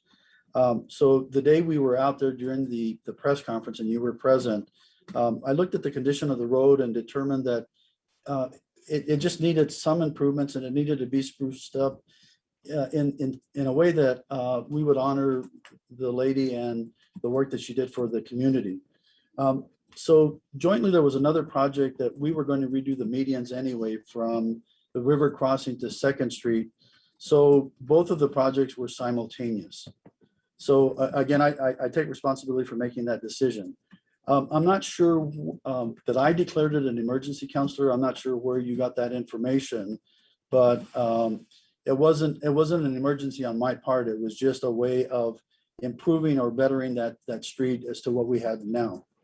The other thing is I totally agree that we provide the Complete Streets Committee with a list of all of the road projects throughout the city. That's compiled by Dave Harrison and his team out at Pino Yards. That is presented to Shanna as the organizer of that committee. And that committee reviews those requests and edits and makes changes and recommendations in January. I'm not aware, and I've had this discussion with council staff, that there is a provision at this point in time that allows me as the director or even staff to go back to that committee, because that committee does not, I don't know of a format that they use right now in order to convene when there is an emergency declared. I can tell you that we've had other requests, and we have done over the last year, 3 or 4 other projects where we have to do a slurry seal or a seal crack or any of those sort of things. But I'm not aware of a process that allows me or the division manager to go back before the committee. Tom recommended that maybe it's a conversation I should have with Shanna to determine if, in fact, when we have these types of emergencies, that I just quickly send her an email that basically says, we're planning to do this work, and in so doing it, we would ask that the committee group and we present it, and then they recommend and approve. So for that, I do apologize, but there is, at least that I'm aware of, a mechanism in place that allows us to go back and make that sort of request. But again, this was just one, it was a decision that I made. I just thought that it was a need of, just a new stretch. And it doesn't mean, Counselor, that we can't go back in the future and do a slurry seal. If we do a complete streets analysis from the river crossing all the way to Broadway or so, that we can't make changes to what we have already. And Madam President, if I may, thank you, Director Montoya, and we really appreciate your intent, and that this was a good-hearted intent to make the roadway look good after it was renamed and so forth. But I think, unless it was just in utterly horrible condition, it should have gone to the committee. If it is an emergency, we also had that discussion internally at the city council level. And I think there's no problem with, if there's an emergency project that is on a major roadway that's of importance to a lot of people, like this one is, that we could happily through Shanna, receive a PDF of the basic striping plan, and she can get that out to the committee, and they can just weigh in, within some limited amount of time. And maybe we need, I see the Complete Streets ordinance as most ordinances, as something that can be updated regularly, and we certainly don't want to create some bureaucratic craziness when there is truly an emergency repair that needs to occur. But this kind of caught a lot of people off guard, and because of exactly what you said, there is discussion about looking at that whole corridor from the bridge over to Broadway, and it's long overdue. I take my own responsibility that I haven't pushed that harder, but it's long overdue. And the connection to 4th Street, which is also receiving a lot of attention, right there at that intersection, which is where Dolores meets Cesar, is important culturally and in every other way for that community. So let's keep talking about that and going forward. And maybe there's some tweaking you could do as you suggest, and I appreciate that suggestion. And Madam President, Councilor Benton, I think lesson learned both on the part of council staff and myself that there is a way or a mechanism to address this. And I don't think either one of us really knew what that process was. I think this has probably highlighted that need to pursue it in that direction. Thank you, Thank you. And Counselor. then my I think second you have a question- second question, right? Yes, Madam President, thank you. And I agree. I think we can just hook up. I don't know whether this stuff rises to the level of needing an amendment to the ordinance, although some people say we need to amend it in all sorts of ways. Anyway, but the second question has to do with the neighborhood traffic management program positions that the council has funded. And I know, Mr. Director, that it's been a challenge filling these positions. I don't know what the level of pay that we've got to get to actually be competitive is, but I am concerned, and I think Councilor Gibson has a question following mine, which is good timing. Maybe she can move that question up as a follow-on about the time it takes our Human Resources Department to extend these offers. So when the council has funded not only this, but positions in engineering and other places where we really need to compete with the private sector, planning department as well.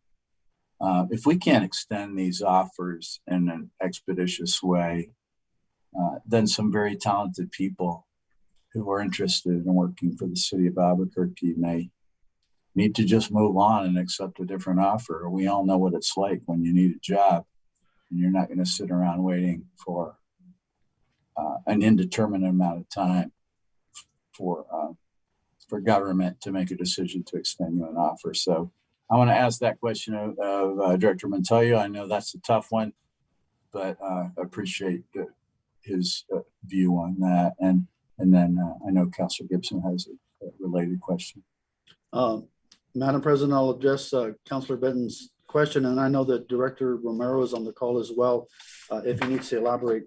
So the legislation was enacted in September of 2020, and I have to admit we dragged our feet a little bit in trying to create these positions because they were unique to NTMP. So we weren't quite sure, is it an engineering position, is it a mid-level position, is it one that follows our career ladder?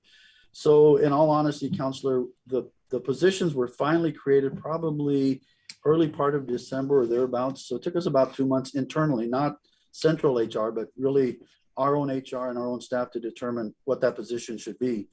We were ready to launch the program and we actually started advertising positions. I'll basically tell you that the position is still posted. We're running it as an M14, an M15, and then as an M16 for our progressive series. We actually had an interested individual back in May that declined the position. Since May, we have not had any applicants. I'm just being honest with you about that. The pay is anywhere from $19.45 an hour up to $25.59. The division manager for that section, Tim Brown, has advised me that he has 2 individuals that he is going after to see if maybe we can bring them on board. But what I want to assure you is that the program itself has not suffered. We have Lee Engineering as our outside consultant that is doing the studies on these different requests that come in from the neighborhoods. We currently have in 21, 36 requests. We have completed 9 of those. We have 9 that are now being evaluated and analyzed. Just yesterday, we had a big ad in the journal for 4 Hills. So we're advertising as much as we can to get these projects moving. We have not jeopardized the program, but we do see that once we fill both of these positions, we'll be able to do much more of that work internally than having to go outside for a consultant. I do want to assure you that the legislation that will pass also provided us with $250,000 per year for equipment and personnel. We have purchased the equipment that is needed to staff both of these individuals. We just don't have the personnel on board. I can't tell you that we're going to have them filled by the end of the year. I would hope that Tim is successful in recruiting these 2 individuals and we get them on board. But I want to assure you that we're not jeopardizing the program simply because we don't have these individuals on board. Lee Engineering, Amanda Herrera, Mike Tran, and Tim Brown have all covering it for us at this point, and it is moving forward.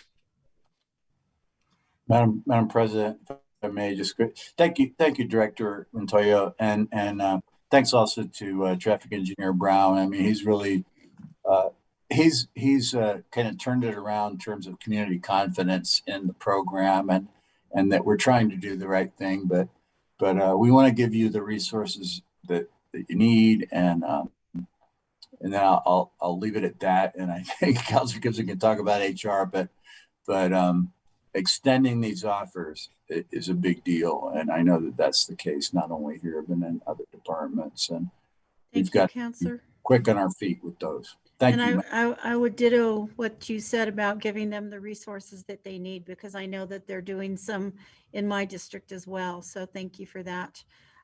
With that, I'm going to move on to Councilor Gibson and Mr. Montoya. If you would just stay on the hot seat, because I think Councilor Gibson's next question is regarding an answer from you as well. Thank you for that intro. Madam President, Director Montoya, thank you for being here and for available for some questions that I have about the Los Altos project. And I'll get right to the point. There seem to be some issues that have been developing over the past months. In fact, more especially just this past month, that concerned me a little bit, and I wanted to bring up to your attention. And I think that you've talked with Tom Minicucci on this as well, so you're probably, already know what I'm going to say. But we plan to have this community security building, whatever, right, sort of right in the middle of the softball fields, which everybody seems to like that idea. Not only the softball folks, but the other park users that we've been talking with and in coming up with a plan for this. And let me preface what I'm about to say with, whenever I talk about Los Altos, the same issue comes up when I'm talking with anybody in the public, but particularly the people who live around there, South Los Altos and the neighborhood immediately north of Lomas. They're very concerned about security. So whenever I get a chance to talk about Los Altos, that's one of the first things that I bring up. The city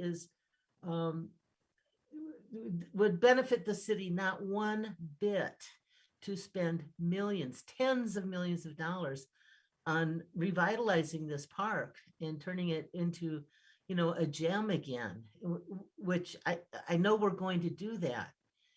But unless we can do this confident in knowing that we will be reactivating that park,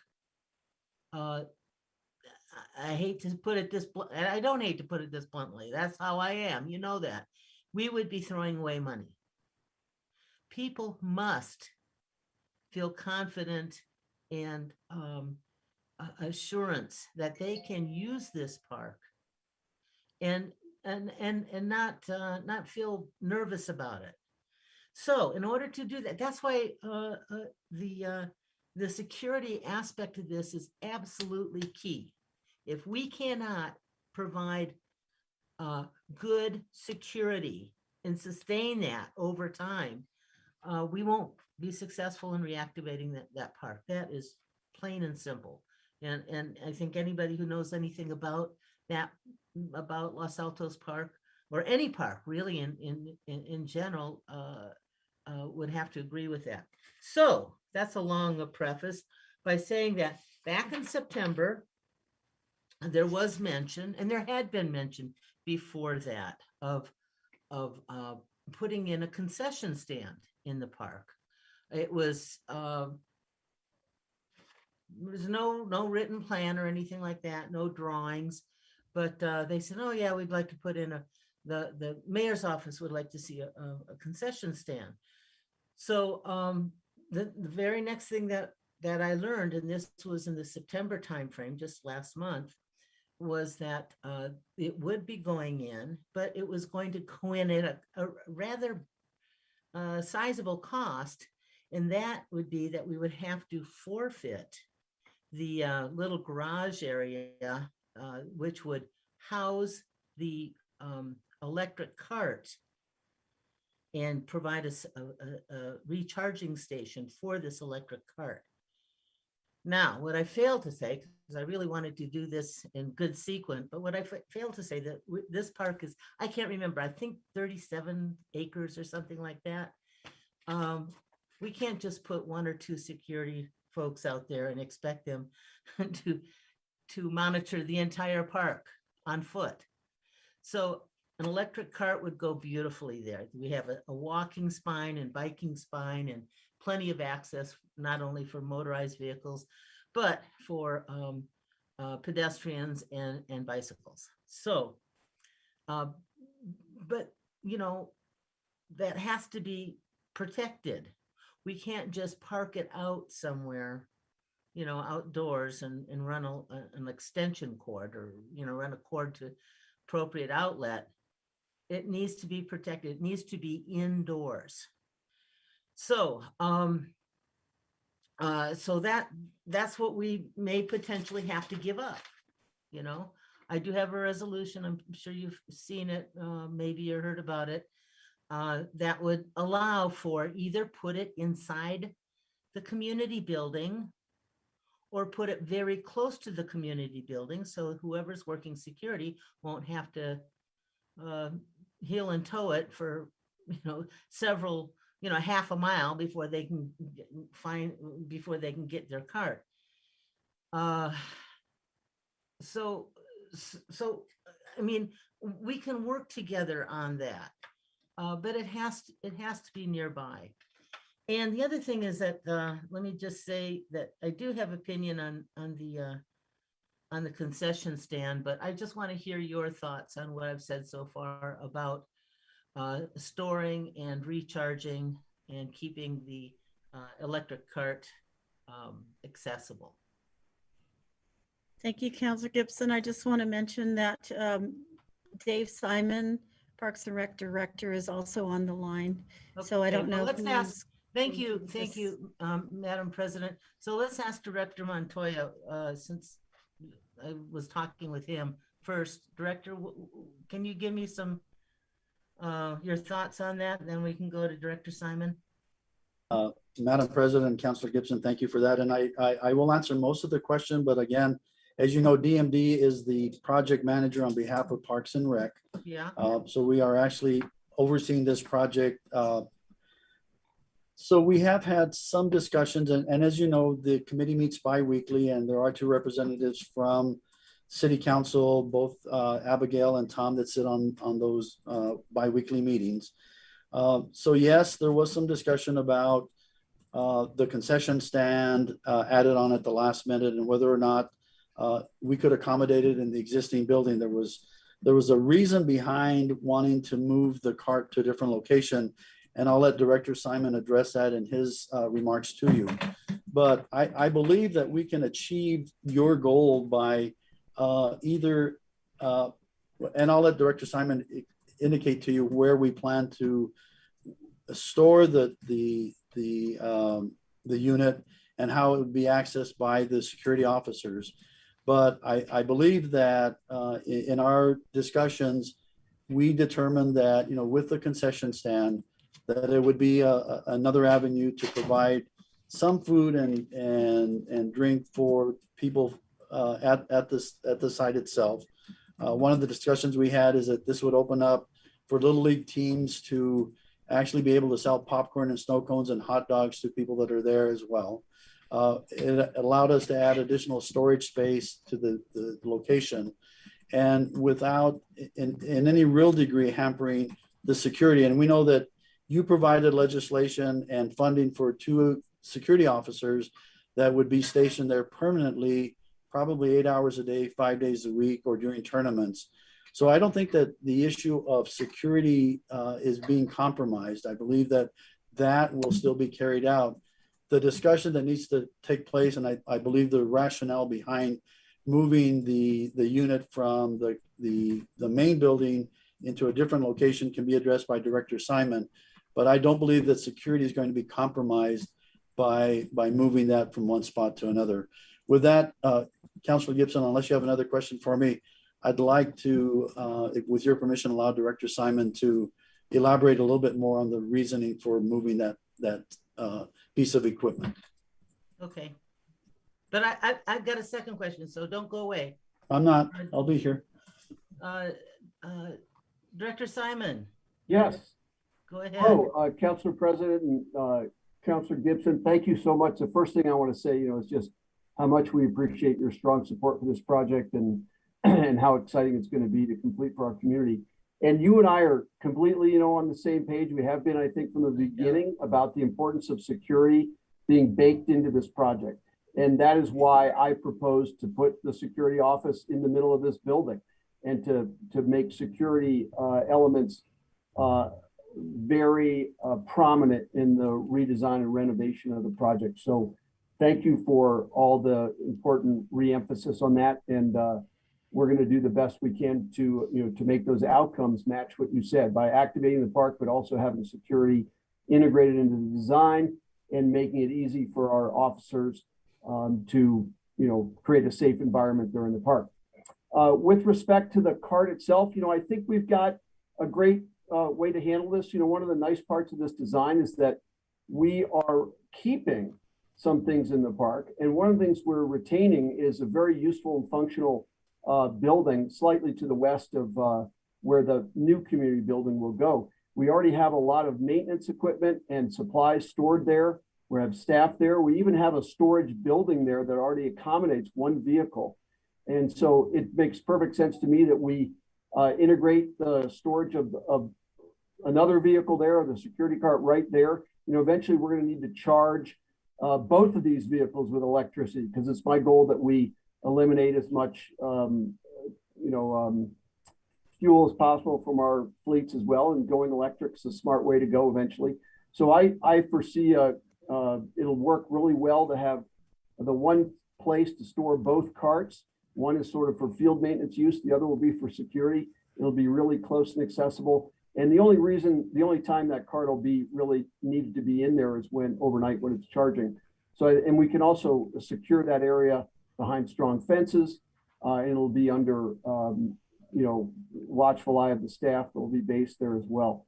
So I think it's a good plan that won't diminish from our security goals there. Oops. Okay, thank you very much, Director. So that building is pretty far from the security building, from the community building, rather. That's what I've started calling it, community building. So I think it needs to be closer, number one. But as I just said to Director Montoya, I think we can work this out. It can be in its own little storage building, little, Morgan building or something like that, as long as it has appropriate current to it. But it needs to be closer. It needs to be closer. It does not need to be in the old building. But there's something else though about this, about the concession stand. Not only did it, supposedly push out the plan for the storage for the cart, but it was in the September meeting, September 9th, I think it was, September 14th. This concession stand was described as being that there, and this was by MRWM, our architect, Mr. Baraudo, said that they reviewed the floor plan with the committee to show that there is not a lot of extra equipment included, that the intent, that it would only be some counters, sliding window, 3-compartment sink, hand sink, floor drains, and a grease trap. The intent would be for concessions to be limited to sales of hot dogs, popcorn, nacho, peanuts, and soda. And so then in this meeting that happened earlier this month, we actually got the drawing, or maybe it was subsequent to that meeting. I don't remember if it came out in the meeting or not. But now I'm looking at this concession stand, and it's looks like it's larger even than the men's room. It does have everything that they described before, but it also has a soda dispenser. Let's see, it looks like an ice machine, a fridge, yeah, ice machine, heat cabinet. It's pretty sizable. And it does go into the office/storage room. So there's one doorway into the storage room, which is at the corner of the building. And that doorway is through the kitchen, the concession stand. And there is a note in this storage room that's clearly supposed to be for the concession, which probably we're looking at about 20% of the building right now with those two rooms. An above slab portable keg cooler. So now once I saw that, I realized, oh, that's why we want a concession stand, so we can sell beer. Because that would be the only reason to do a concession stand. People don't do concession stands hardly anymore because we have these things called food trucks. So, and I'm not even trying to bash the concession stand. If the 11th floor, if the administration really wants that, that's fine with me. But I do have heartburn about storage for the cart, and also a lot of concern about the plan to sell beer.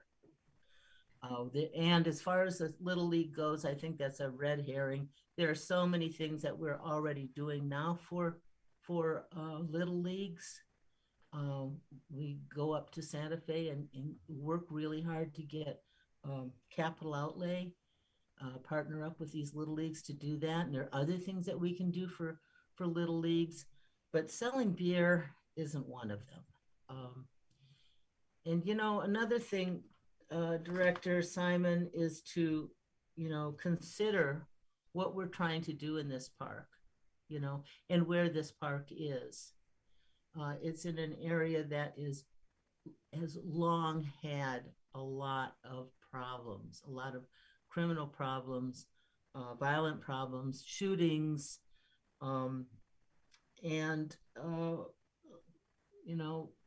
we have a business district over there, a business association over there that many times has complained to my office about issues, bad behaviors, drug use, loitering. All of those as well as I do, I'm sure. And if you don't, I'd be glad to have a longer conversation with you about them. So the sale of beer is not going to go over well there. So those are the two things that I wanted to talk about with respect to this community building, that it seems to be taken over, at least in part, by a concession stand. Really, the only reason, again, to do that is to sell beer. And I don't think that's really a no-go for the people around there, for the businesses around there. And if APD were allowed to speak freely at one of these meetings, they would tell you the same thing. So if you have anything to comment on that about, go ahead, have at it. Well, thank you, Counselor, again, because I know the best thing about this is how much you care about this park and this project, and that's how we make great things happen. So I really appreciate how closely you're engaged here. I think the concession feature is one that we have actually at pretty much all 13 of our Little Leagues. So it is a feature that can benefit an athletic complex. I think that, it remains to be used, remains to be shown how we activate that space, and most of the features that are drawn into the plan right now, in fact, they're all for concession-related things that don't entail a very active hot kitchen. You know, they're mainly places and spaces to plug in small electrical appliances, or in the case of a fridge, you know, be able to have cold beverages to vend from the concession stand. And I really feel like that's the most important part of this, the sweet spot, and that's really why it's being integrated into the building. And so you know, that's kind of my take on it. I think the stand will add that in as a value to the project, and the other elements you know, kind of remains to be seen whether that'll get actualized or not.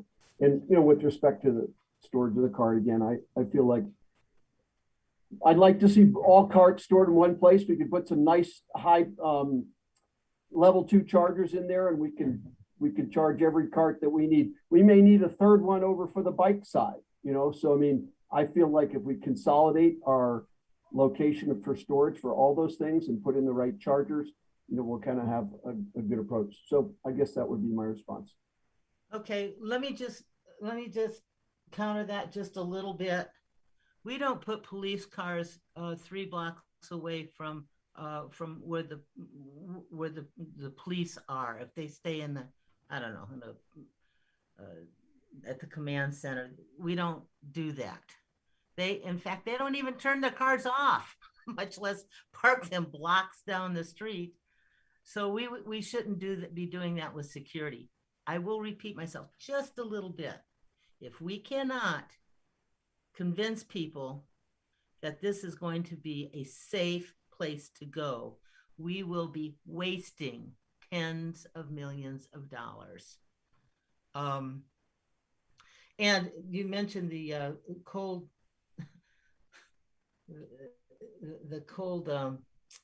drinks. There's a soda dispenser. Yeah, there's a soda dispenser, ice machine, and a soda dispenser. But there's also a beverage cooler. So that tells me it's probably for beer.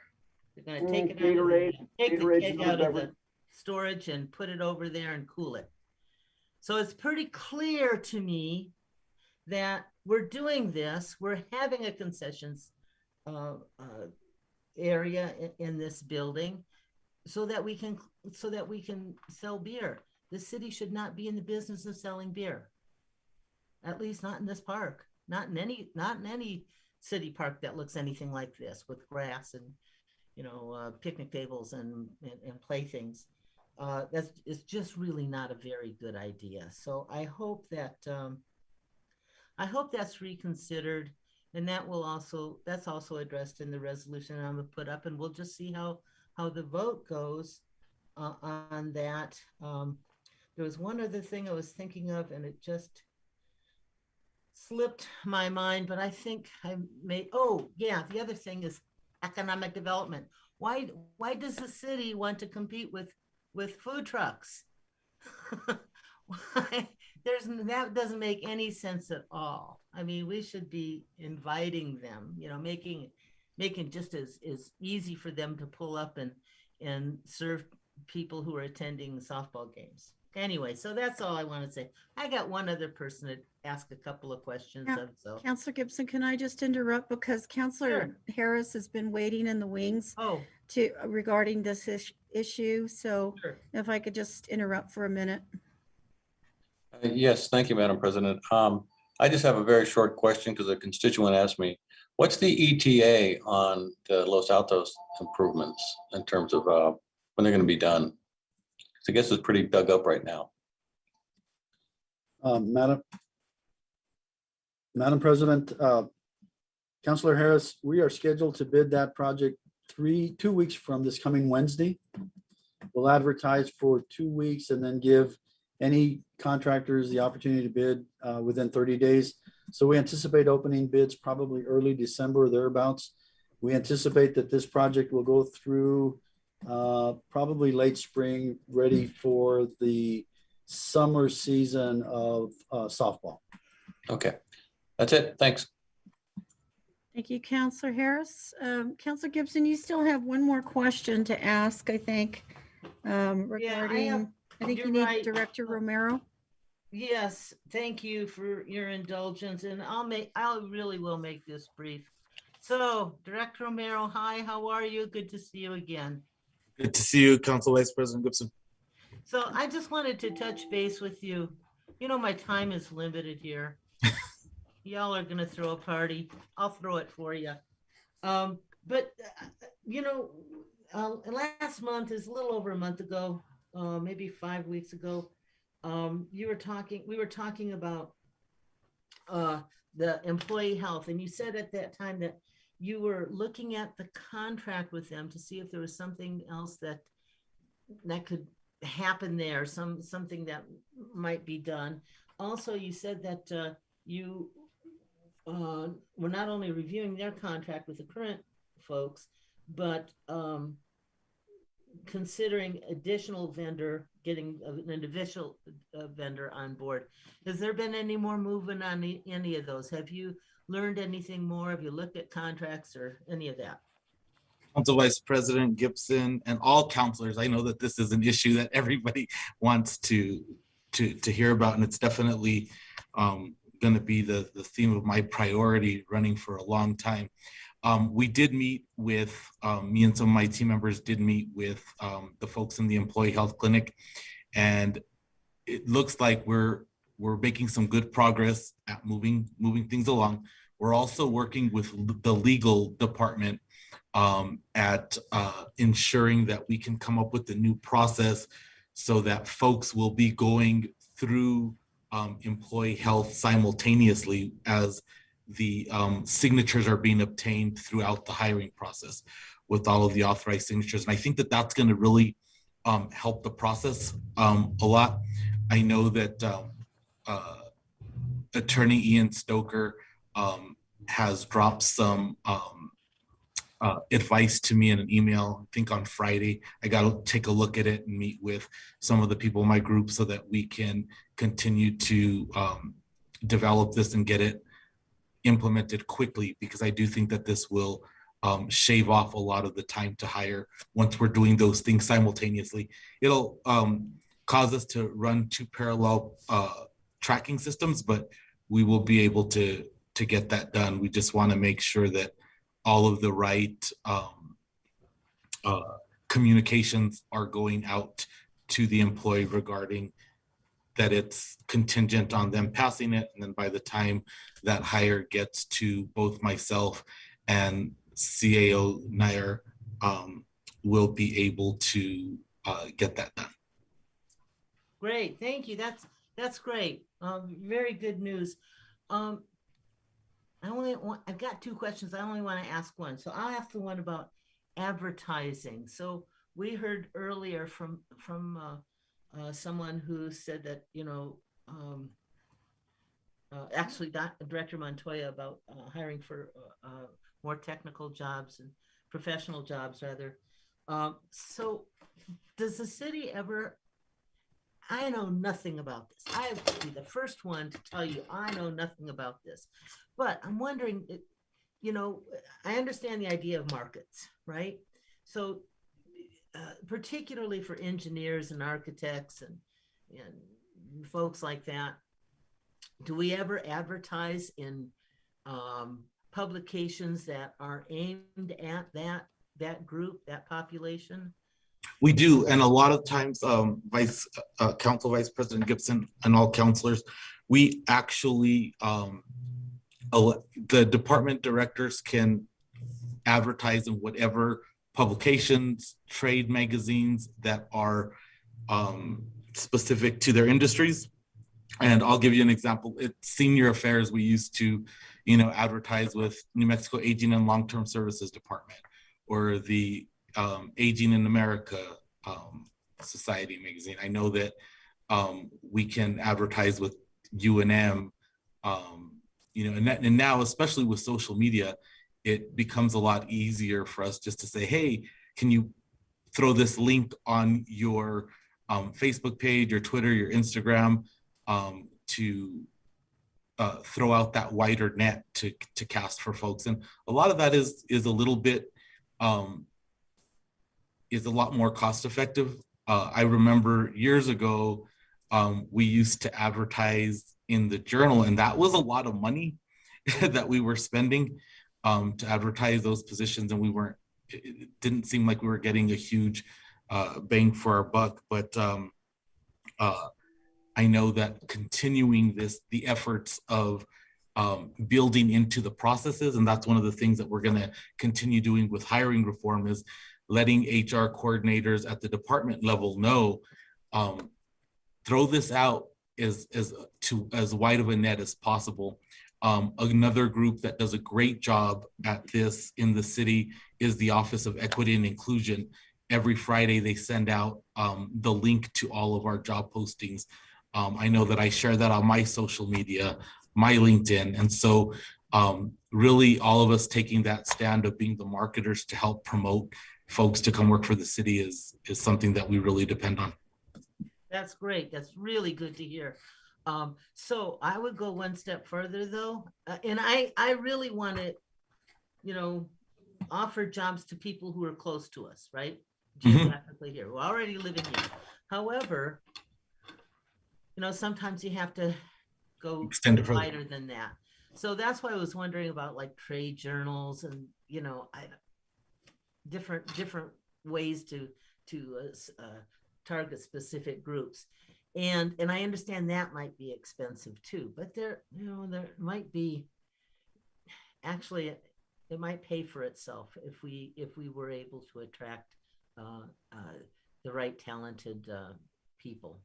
So anyway, thank you so much for what you're doing. I appreciate it. And thank you, President Borrego, for your indulgence. Thank you. Thank you, Councilor Gibson, for those questions. With that, if there are no other councilors that have any other questions, we will move on to our item number 6, which is our journal. And Councilor, I will go back to you.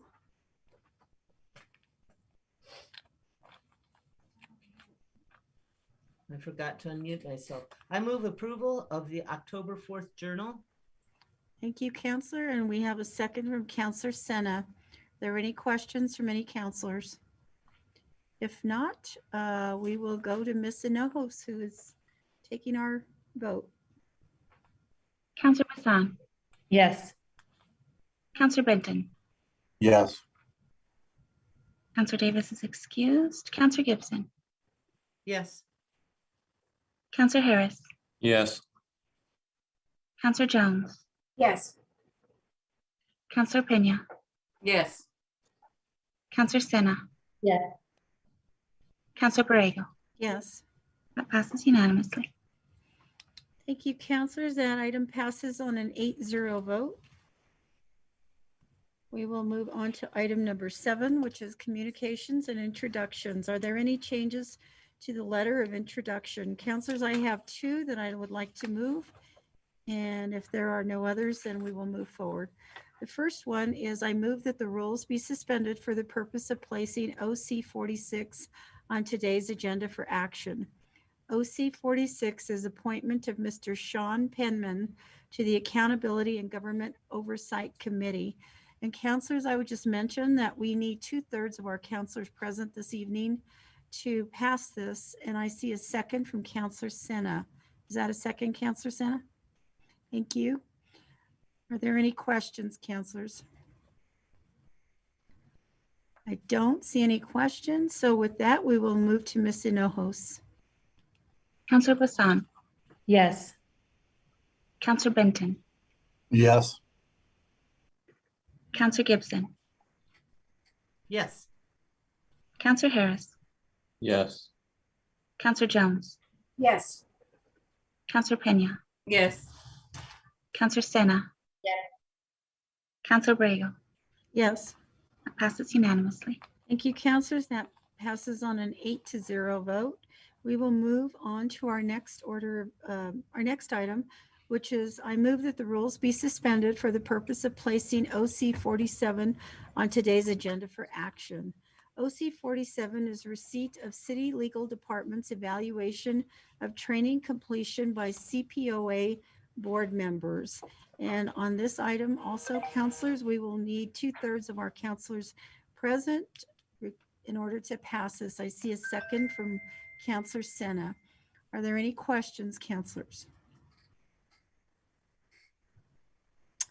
I do not see any questions. So with that, we will move to Ms. Hinojos. Counselor Bassan, Yes. Counselor Benton, Yes. Counselor Gibson, Yes. Counselor Harris, Yes. Counselor Jones, Yes. Counselor Pena, Yes. Counselor Sena, Yes. Counselor Borrego. Yes. It passes unanimously. Thank you, counselors. That item passes on an 8-0 vote. I don't have any other items unless any other counselors have anything to add. If not, I don't see any additions. So Counselor Gibson, we'll go back to you. Thank you. I move approval of the letter of introduction.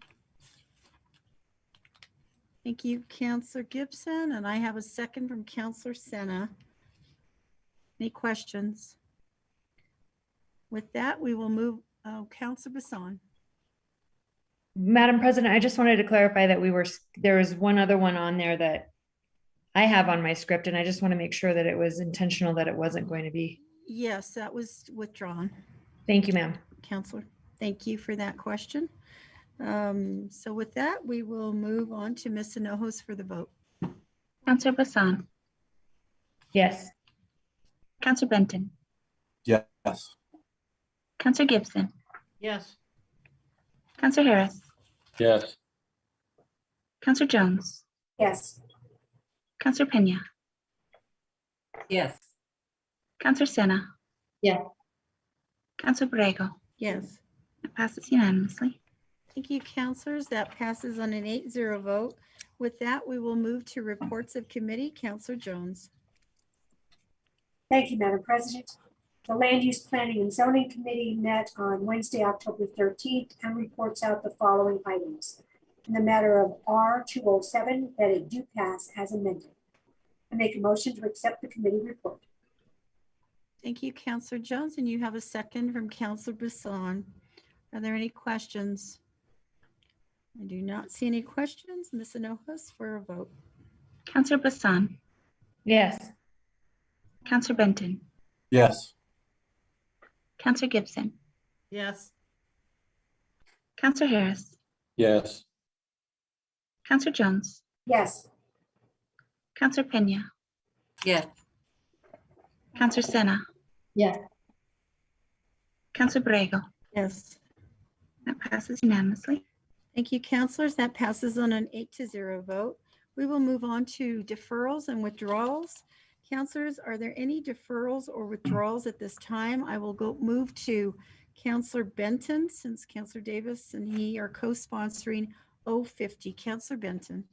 Thank you, Madam President. I'll move a deferral of 050. That's the city budget ordinance amendments to November 3rd. Thank you, Counselor Benton. Do I have I have a second from Counselor Bassan? This is a deferral to November 3rd. Ms. Hinojos. Counselor Bassan, Yes. Counselor Benton, Yes. Counselor Gibson, Yes. Counselor Harris, Yes. Counselor Jones, Yes. Counselor Pena, Yes. Counselor Sena, Yes. Counselor Borrego. Yes. Passes unanimously. Thank you, counselors. That passes on an 8-0 vote. We will move on to item number B. Counselor Bassan and Pena R190. And I'm not sure who would care to present this. Thank you, Madam President.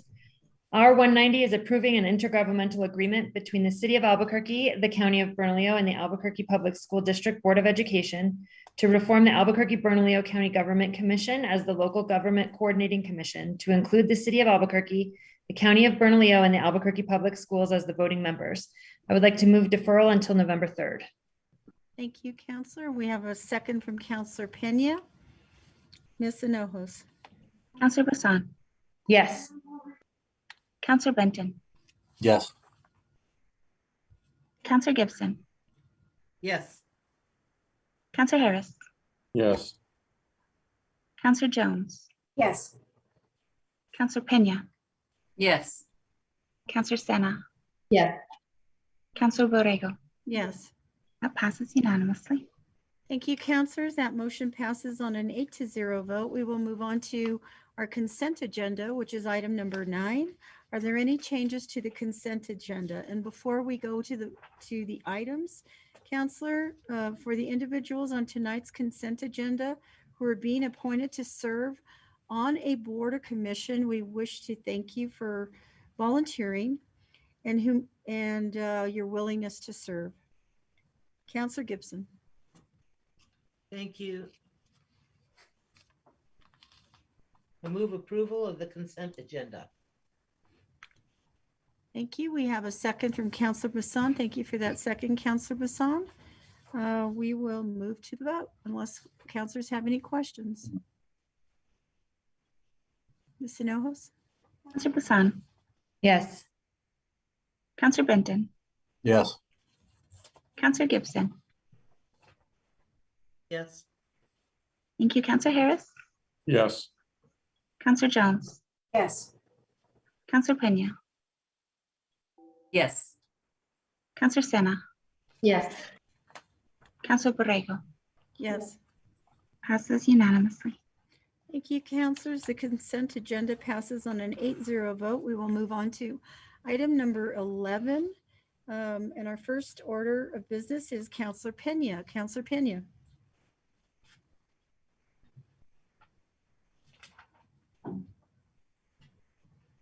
Counselor Pena, I could read it for you if you'd like.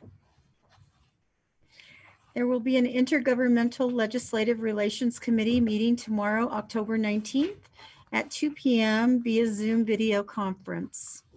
Thank you, Counselor Pena. We will move on to Counselor Bassan. Counselor Bassan. There will be a Finance and Government Operations Committee meeting on Monday, October 25th at 3 p.m. via Zoom video conference. Thank you, Counselor Bassan. Counselor Bassan, you have the next one as well. Thank you, Madam President. There will be an Albuquerque-Bernalillo County Government Commission meeting on Thursday, October 28th at 5 p.m. via Zoom video conference. Thank you, Counselor Bassan and Counselor Pena. Counselors, there are no public hearings scheduled tonight, so we will dispense with item number 12. We will move on to item number 13. Item number 13A is actually, I will read that into the record. OC 46, appointment of Mr. Sean Penman to the Accountability Government Oversight Committee, and I move confirmation. Madam Chair or Madam President? Yeah, I have a second from Counselor Sena. Counselor Gibson. Okay, I just wanted to make a slight correction if I may. That's Dr. Sean Penman.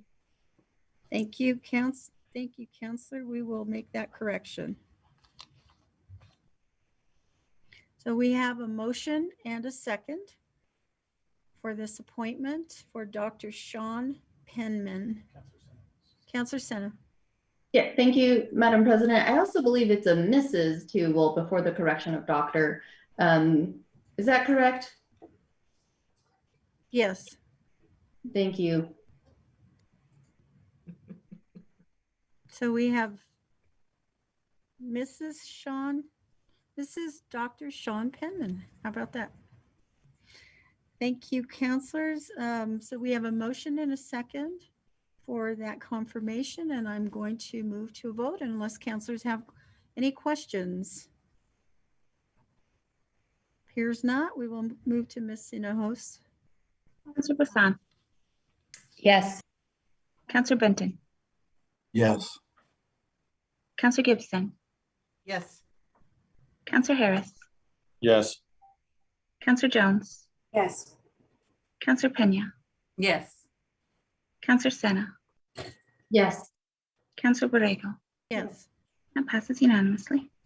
Thank you. That passes on an 8-0 vote, counselors. We will move to item B under approvals. OC 47, receipt of City Legal Department's evaluation of training completion by CPOA board members. I would move that receipt be noted. I have a second from Counselor Bassan. Thank you, Counselor Bassan, and also Counselor Gibson. I think offered a second on that. Are there any questions? Don't see any questions. We will move to a vote. Ms. Hinojos. Counselor Bassan, Yes. Counselor Benton, Yes. Counselor Gibson, Yes. Counselor Harris. Yes. Thank you, Counselor Jones, Yes. Counselor Pena, Yes, I'm having internet issues. Sorry. Yes. thank you. Counselor Sena, Yes. Counselor Borrego. Yes.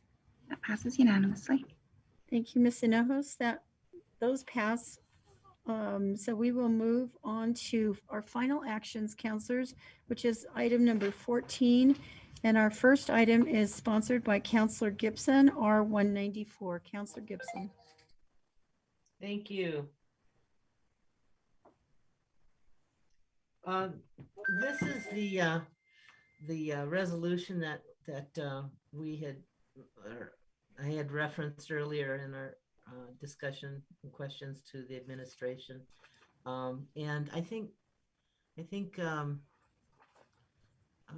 Menacucci is here, who could probably do a better job on this than I can. Is he on our call? I see Ms. Schultz, Counselor Gibson. I think she's prepared to discuss this. Madam President, Councilor Gibson, yes, I'm happy to briefly talk about this resolution. This resolution amends a resolution that the council passed in June related to the acceptance of grant funds for the Parks and Recreation Department. There was an error in the June resolution about which year, which fiscal year those grant funds would be appropriated to. So all this resolution does is clear up that discrepancy to correctly appropriate them to the correct year. Councilors, you should also have an amendment in your iPad for this resolution that makes another correction. So there was also an error in this resolution related to the fund that grant would be appropriated to. So we are correcting something from the June resolution, and the amendment would then go on to correct something that is in this resolution. Be happy to answer any further questions. And if you have questions about what the grant will be going towards, I know Director Simon is here and can speak more to that, but we did talk about the substance of the grant back in June. Councilors, do we have any questions? We're going to pull that up on the screen, the floor amendment, which we would call floor amendment number 1. Madam President, do you want me to read the amendment? Yes, Will you, Counselor, please. Okay, thank you. This is amending R21-194 as follows on page 1. Amend lines 9 through 18 as follows. Whereas the appropriation in section 2 of R-2021-049 requires an update to the appropriation to 265 fund, and whereas the fiscal year 2020 in section 2 of R-2021-049 requires an update to fiscal year 2021 to the ordinance resolution document submitted, and be it resolved by the council, the governing body of the city of Albuquerque, section 2, that the appropriation of $20,000 is hereby changed from Parks and Recreation Department in the general fund for fiscal year 2020 to the operating grants fund 265 for fiscal year 2021, and appropriated to and delete, rather, I'm sorry, the deletion of as appropriated to 110 fund. Counselor Gibson, before we move this amendment, could you make a motion on R194, please? Oh, I apologize.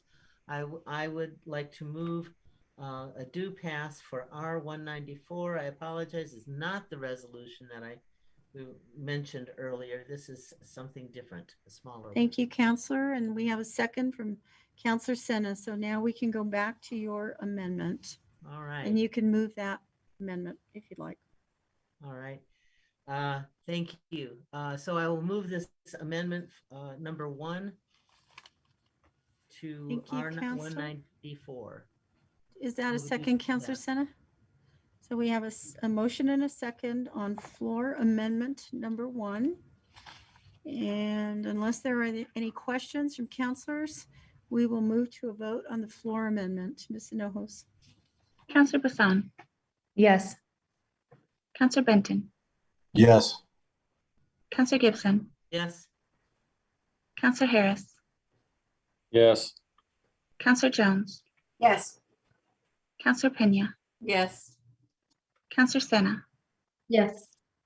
Counselor Borrego. Yes. That passes unanimously. Thank you, counselors. That passes on an 8-0 vote. We will move back to the original bill as amended. Counselor Gibson.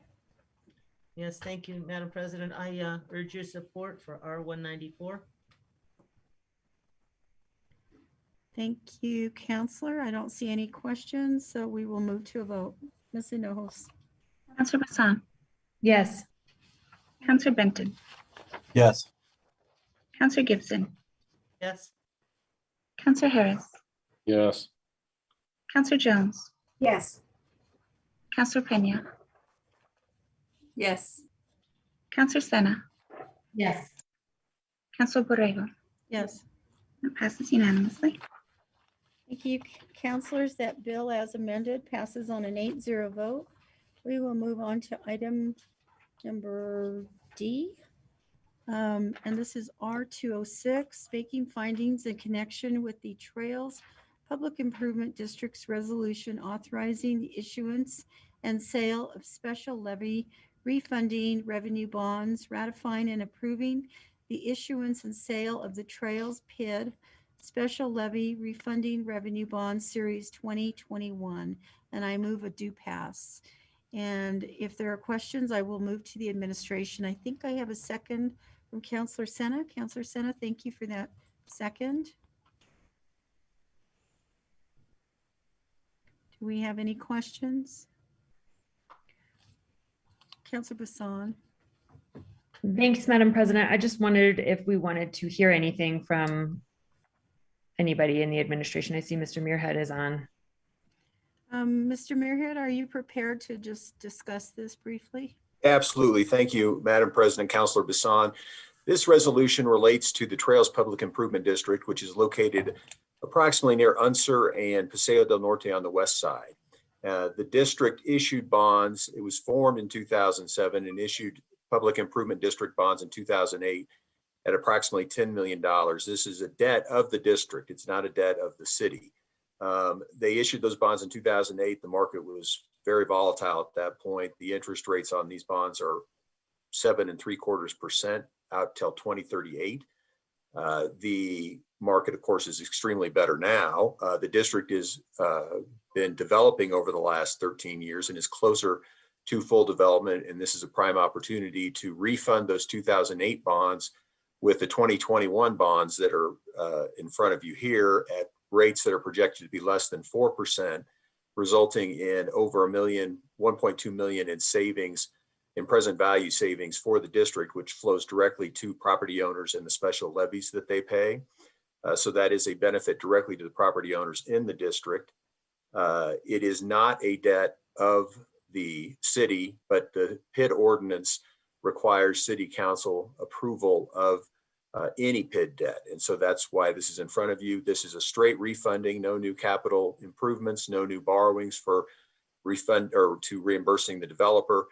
This is just a chance to reduce significantly the interest rates on the bonds for the district to the benefit of the property owners.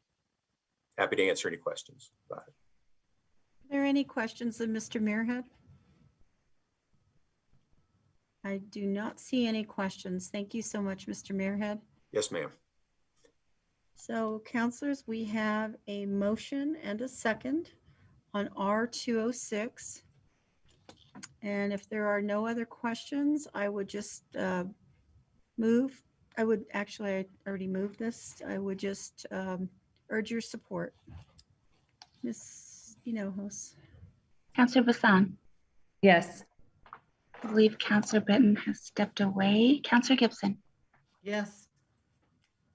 Counselor Harris, Yes. Counselor Jones, Yes. Counselor Pena, Yes. Counselor Sena, Yes. Counselor Borrego, Yes. That passes unanimously. Thank you, Ms. Hinojos. So that passes on an 8-0 vote. Counselors, we will move on to item number E. This is a floor substitute for M11. And I move the city of Albuquerque to reaffirm its strong commitment to end the drivers of crime, including criminal firearm use and recidivism. And I would move a do pass and also mention that you have a floor substitute number 2 for M11 in your iPads, counselors. And I need a vote on the floor substitute. We did our best, counselors, to redline that for you, and I hope that you did receive that in your packets from the original bill that we had proposed a while back. Counselor Jones, is that a second? I hope. No, ma'am, I wanted to discuss this before. I don't mind if it's seconded first, but then I want to discuss it. Okay, so you second that? Sure. Thank you, Counselor. All right, so before we move to suspending the rules on this, I'm going to go ahead and listen to discussion. Counselor Jones. Thank you. I'm not sure if it's really discussion. I would just like for the people at home to know what the amendment is, what changes have been made on this. If you would please, as a sponsor, explain.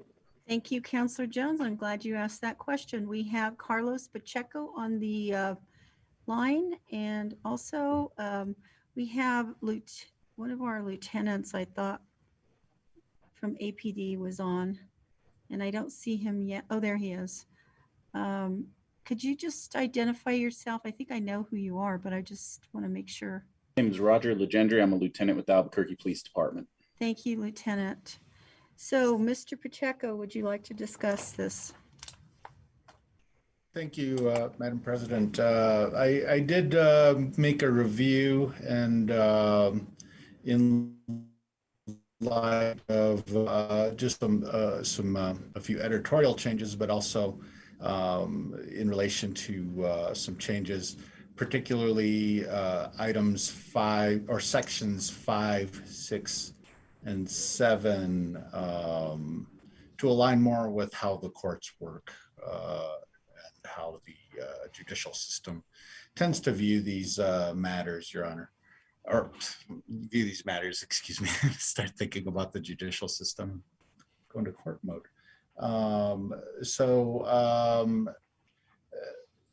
Essentially, Section 5 encouraging the district attorney, Attorney General, and United States Attorney to prosecute and hold accountable individuals who use firearms in the commission of violent and property crimes, rather than with sentencing weighted towards the higher ranges of possible prison time, to the fullest extent of the law, and to seek the highest possible penalties, to essentially encourage vigorous prosecution of those matters. Section 6, to encourage the district court judges to hold accountable those who use firearms in the commission of violent and property crimes in considering conditions of release was one of the suggested changes. Judges do have control over considering conditions of release and regularly review whether somebody should be released or not, and firearms should be a consideration in that matter, as well as with sentencing. And so they should consider that when sentencing, with sentencing weighed toward the higher range of possible prison time, when sentencing is within the court's discretion. As we all know, sometimes sentencing is a mandatory sentence or it's an agreed upon sentence, but judges often do have some discretion there. Section 7, the council urges the New Mexico State Legislature to pass tougher legislation rather than close loopholes for those who use firearms in the commission of violent and property crimes, with increased sentencing enhancements that cannot be waived, suspended, or pled away to lesser charges with no mandatory sentencing. And essentially that speaks to the notion that there's certain offenses currently in the criminal code that are not discretionary and that tend towards the mandatory tougher sentences. And we would be encouraging the state legislature to look at those things, particularly with the violent crimes. Madam President, I have my hand. Counselor Jones, go ahead. Thank you, Madam President. And I would like to just confirm or affirm, please, that this is a memorial. This is not legislation. This has no legal standing in anything. It's simply a suggestion to the bodies that you've read about, but it has no legal standing and no means of enforcement. Is that correct, Mr. Pacheco? Yes, ma'am. It is a memorial, so it just expresses the or it would express the desire of the City Council. Thank you. Just want to make that perfectly clear that we are not passing legislation, that we do not have the right to pass this type of legislation. Thank you, Mr. Pacheco. Thank you, Madam President. Thank you, Counselor Jones. Counselor Pena. Mr. Pacheco, in agreement with what Counselor Jones is saying, you know, I mean, some of these statements in terms of the Section 6 are quite a mouthful in terms of what we're asking others to do. So I was wondering if you're talking about the privy of how all of these bodies work. You know, I'm just looking at adding some amendments to it, just like for section, I guess it would be 6, 7, and 8, for the use of firearms and the commission of violent and property crimes. The council strongly encourages the district attorney, for example, the state of New Mexico Attorney General and the United States Attorney to consider all available means to address the issues of violent crimes and property crimes. So we're, you know, the state legislature is going to look at it. We're just saying that we're encouraging you to look at it, and without actually saying asking for these penalties without really having all the information available to us. Would that make more sense? It very well could, you know, because we are expressing essentially the fact that these are serious problems in our city, and it's impacting our residents, and that something has to be done. And so that could work well. Okay, so Madam President, when it's appropriate, I'd like to make those, just because, you know, in order to, and I apologize, I've read this and reread it and just really thought about it. And again, agreeing with what Counselor Jones is stating, it's just that, you know, when we're just passing something and we're really asking others to look at these issues as the state legislature example for goes into session, for example, that we're just saying that, you know, we appreciate that you're looking at it, look at it with a fine-tooth comb, and, you know, do what you need to do that the law allows in order to address these serious issues in the community. So when the time's appropriate, Councilor Borrego, I'd like to add that amendment. Counselor, do we need to draft that amendment for you? I think I have it. I kind of have it down here. I've been working with our attorney on it, but I think we still have to pass your floor sub. Is that the way this is working? Counselor, we have that amendment drafted. We could show that on the screen.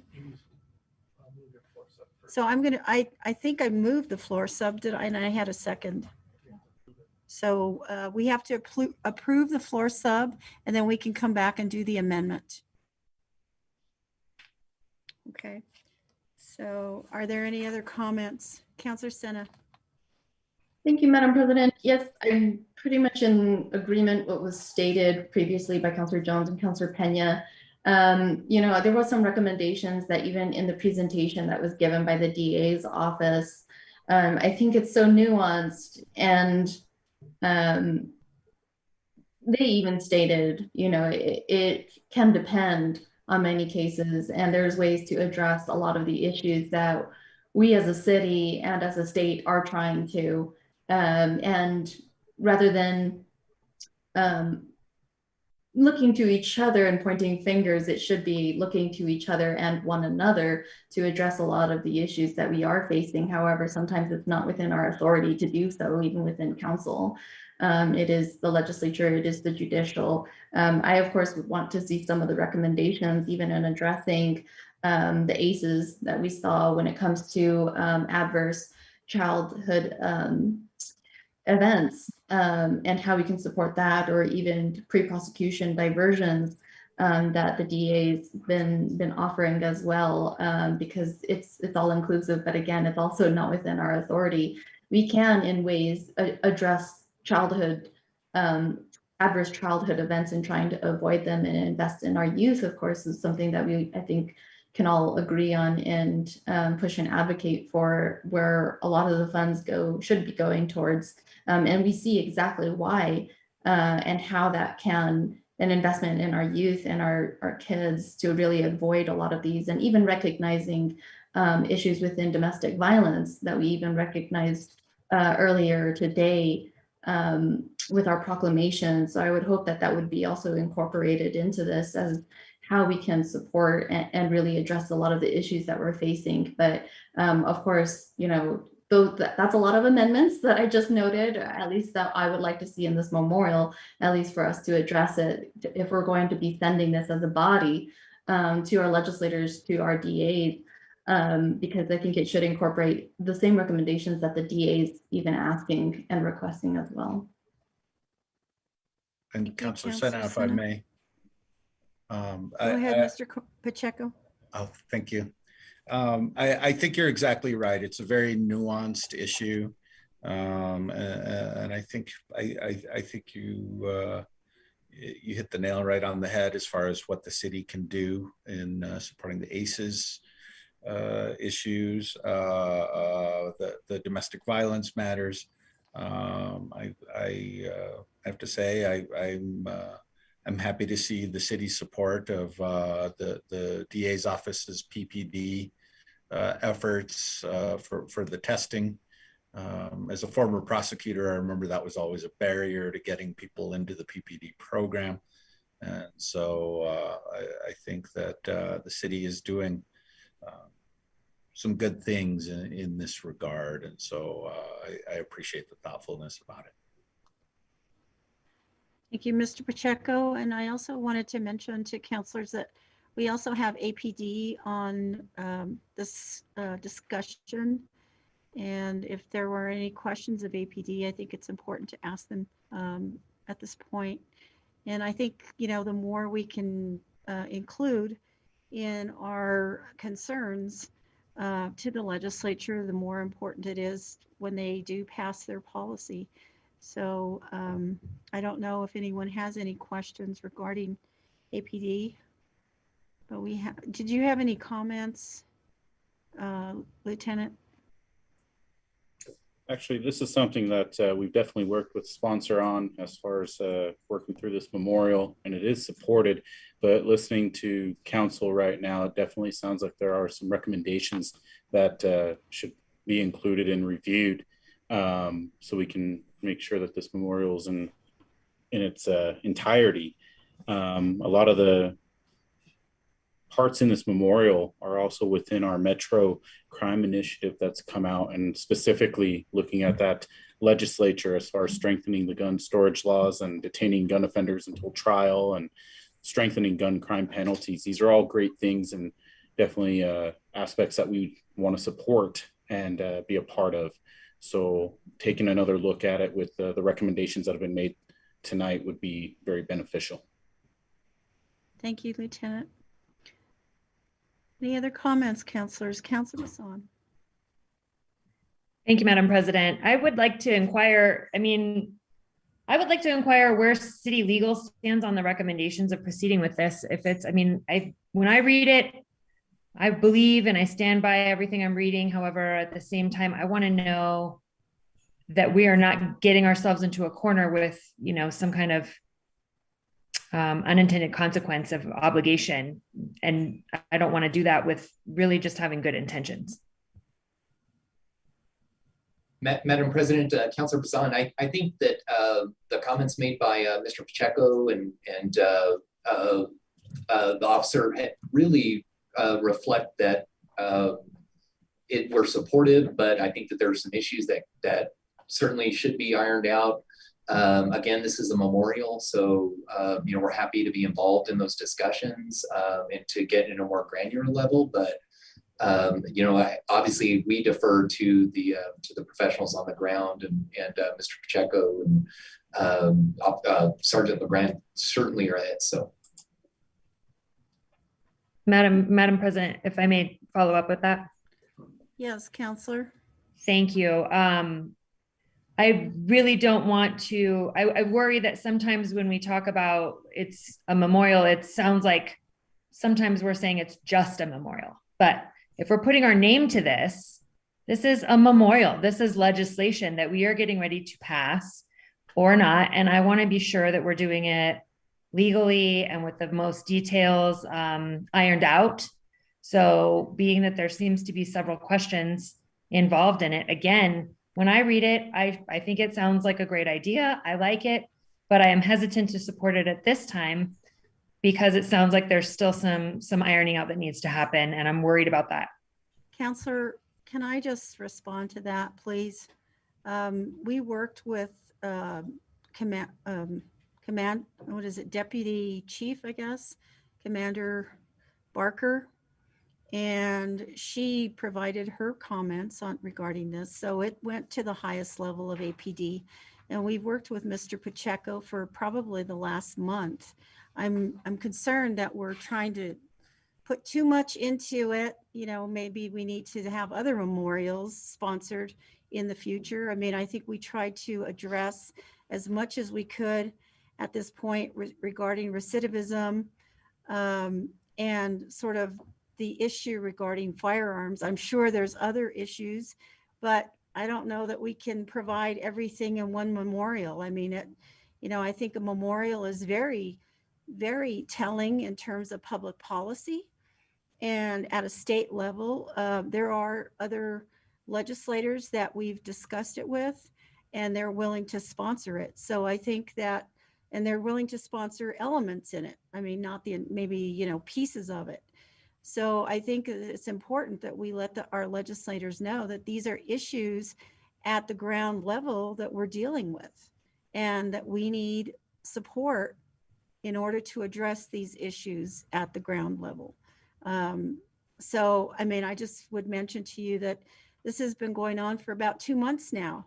And, we've tried to get as much information and as much participation as possible. There was one round that went out 2 months ago, I think it was, and we deferred it. And we had that opportunity. So I think at this point in time, if there's other things that we need to do, we might need another memorial. Madam President, may I respond to that too as well? I want to talk about this, if I may. Sure. And no disrespect, hello, Mr. Pacheco, and no disrespect to you or to Commander Barker. I don't call that the top of the chain when we have the chief of police, but at the same time, I don't mean disrespect with all the work. I do recognize this has been 2 months. Sometimes I wonder if the devil is in the details, and rather than needing more memorials, maybe we need to take out some of the details so that we can express our support and get the encouragement of the legislature without putting in so much that it backs us into a corner that is a little too tight for some of us. Counselor, we already have the support of some legislators. Then why do the memorial? Thank you. Okay, let's see. We have Counselor Gibson, Counselor Jones, Counselor Pena. So thank you, Madam President. I understand you've been working on this for 2 months, and I know what that feels like, believe me. That you just want to get it up there and get a final vote. And I would like to support this, but I also have a few things that don't quite sit right with me. And I'll just give you an example. Section 2, obviously following the first section, the council urges that personnel be exclusively dedicated to a 24/7 comprehensive GPS tracking monitoring system, and that the Albuquerque Police Department be notified immediately when a monitored person absconds. Urges that the personnel be exclusively dedicated.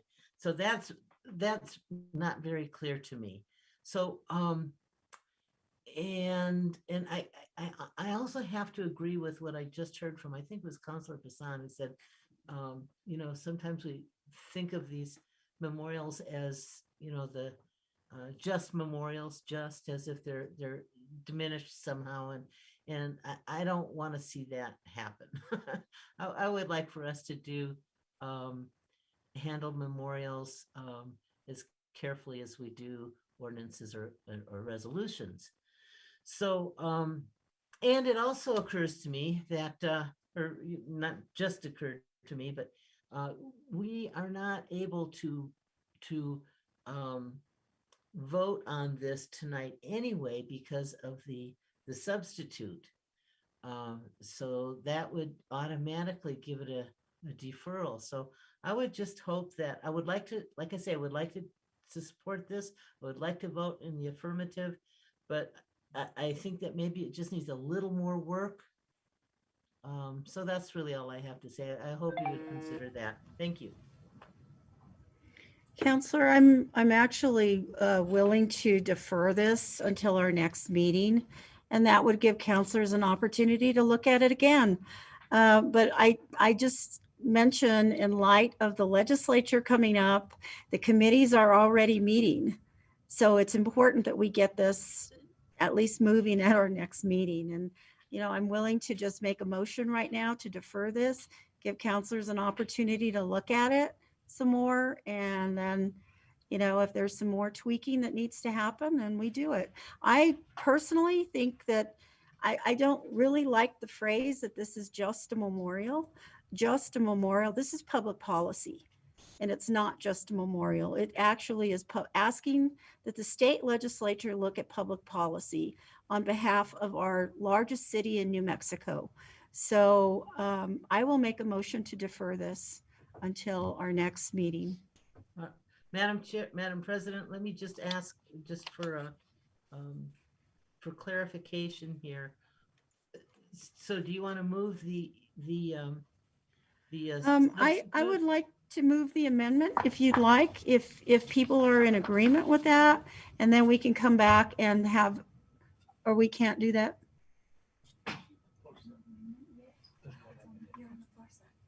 Hang on, counselors.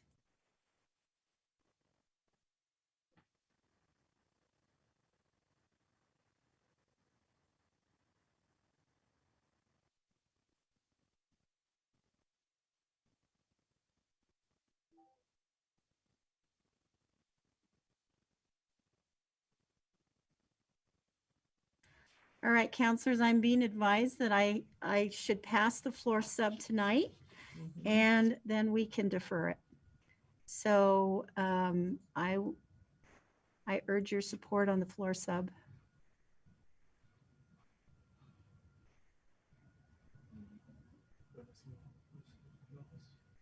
Ms. Hinojos?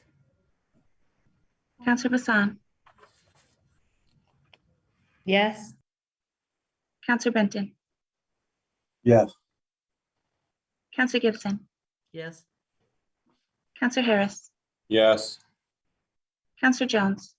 Yes. Counselor Pena. Yes. Counselor Sena. Yes. Counselor Borrego. Yes. That passes unanimously.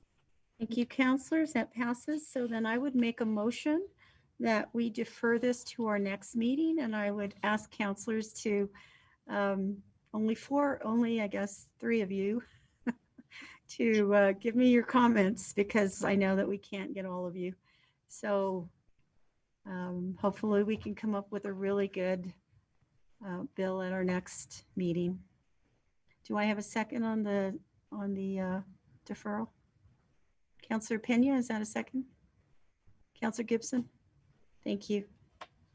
Ms. Enojos? Counselor Bassan, Yes. Counselor Benton, Yes. Counselor Gibson. Yes. Thank you. Counselor Harris, Yes. Counselor Jones, Yes. Counselor Pena, Yes. Counselor Sena, Yes. Counselor Borrego. Yes. That passes unanimously. Thank you, counselors. That item passes on an 8-0 vote. So with that, we will move on to item F, and I do appreciate your all's comments on this. I think that we're going to have a much better bill as we move this forward. Counselor Bassan, RA6, and this is our last item on tonight's agenda. Thank you, Madam President. RA6 is amending Article 3, Section 6 of the City Council Rules of Procedure relating to adding or updating city ordinance bills. I would like to move a deferral until November 3rd. I'll second that, Counselor. You have a motion and a second to defer this until November 3rd, our next meeting. Counselors, Ms. Enojos? Counselor Bassan, Yes. Counselor Benton, Yes. Counselor Gibson, Yes. Counselor Harris, Yes. Counselor Jones, Yes. Counselor Pena, Yes. Counselor Sena, Yes. Counselor Borrego. Yes. That passes unanimously. Thank you, counselors. That item is deferred until November 3rd on an 8-0 vote. And we're getting out early tonight, so that's a first, right? So there being no further business, this council meeting is adjourned. Thank you, counselors. Have a great evening. Thank you to the public.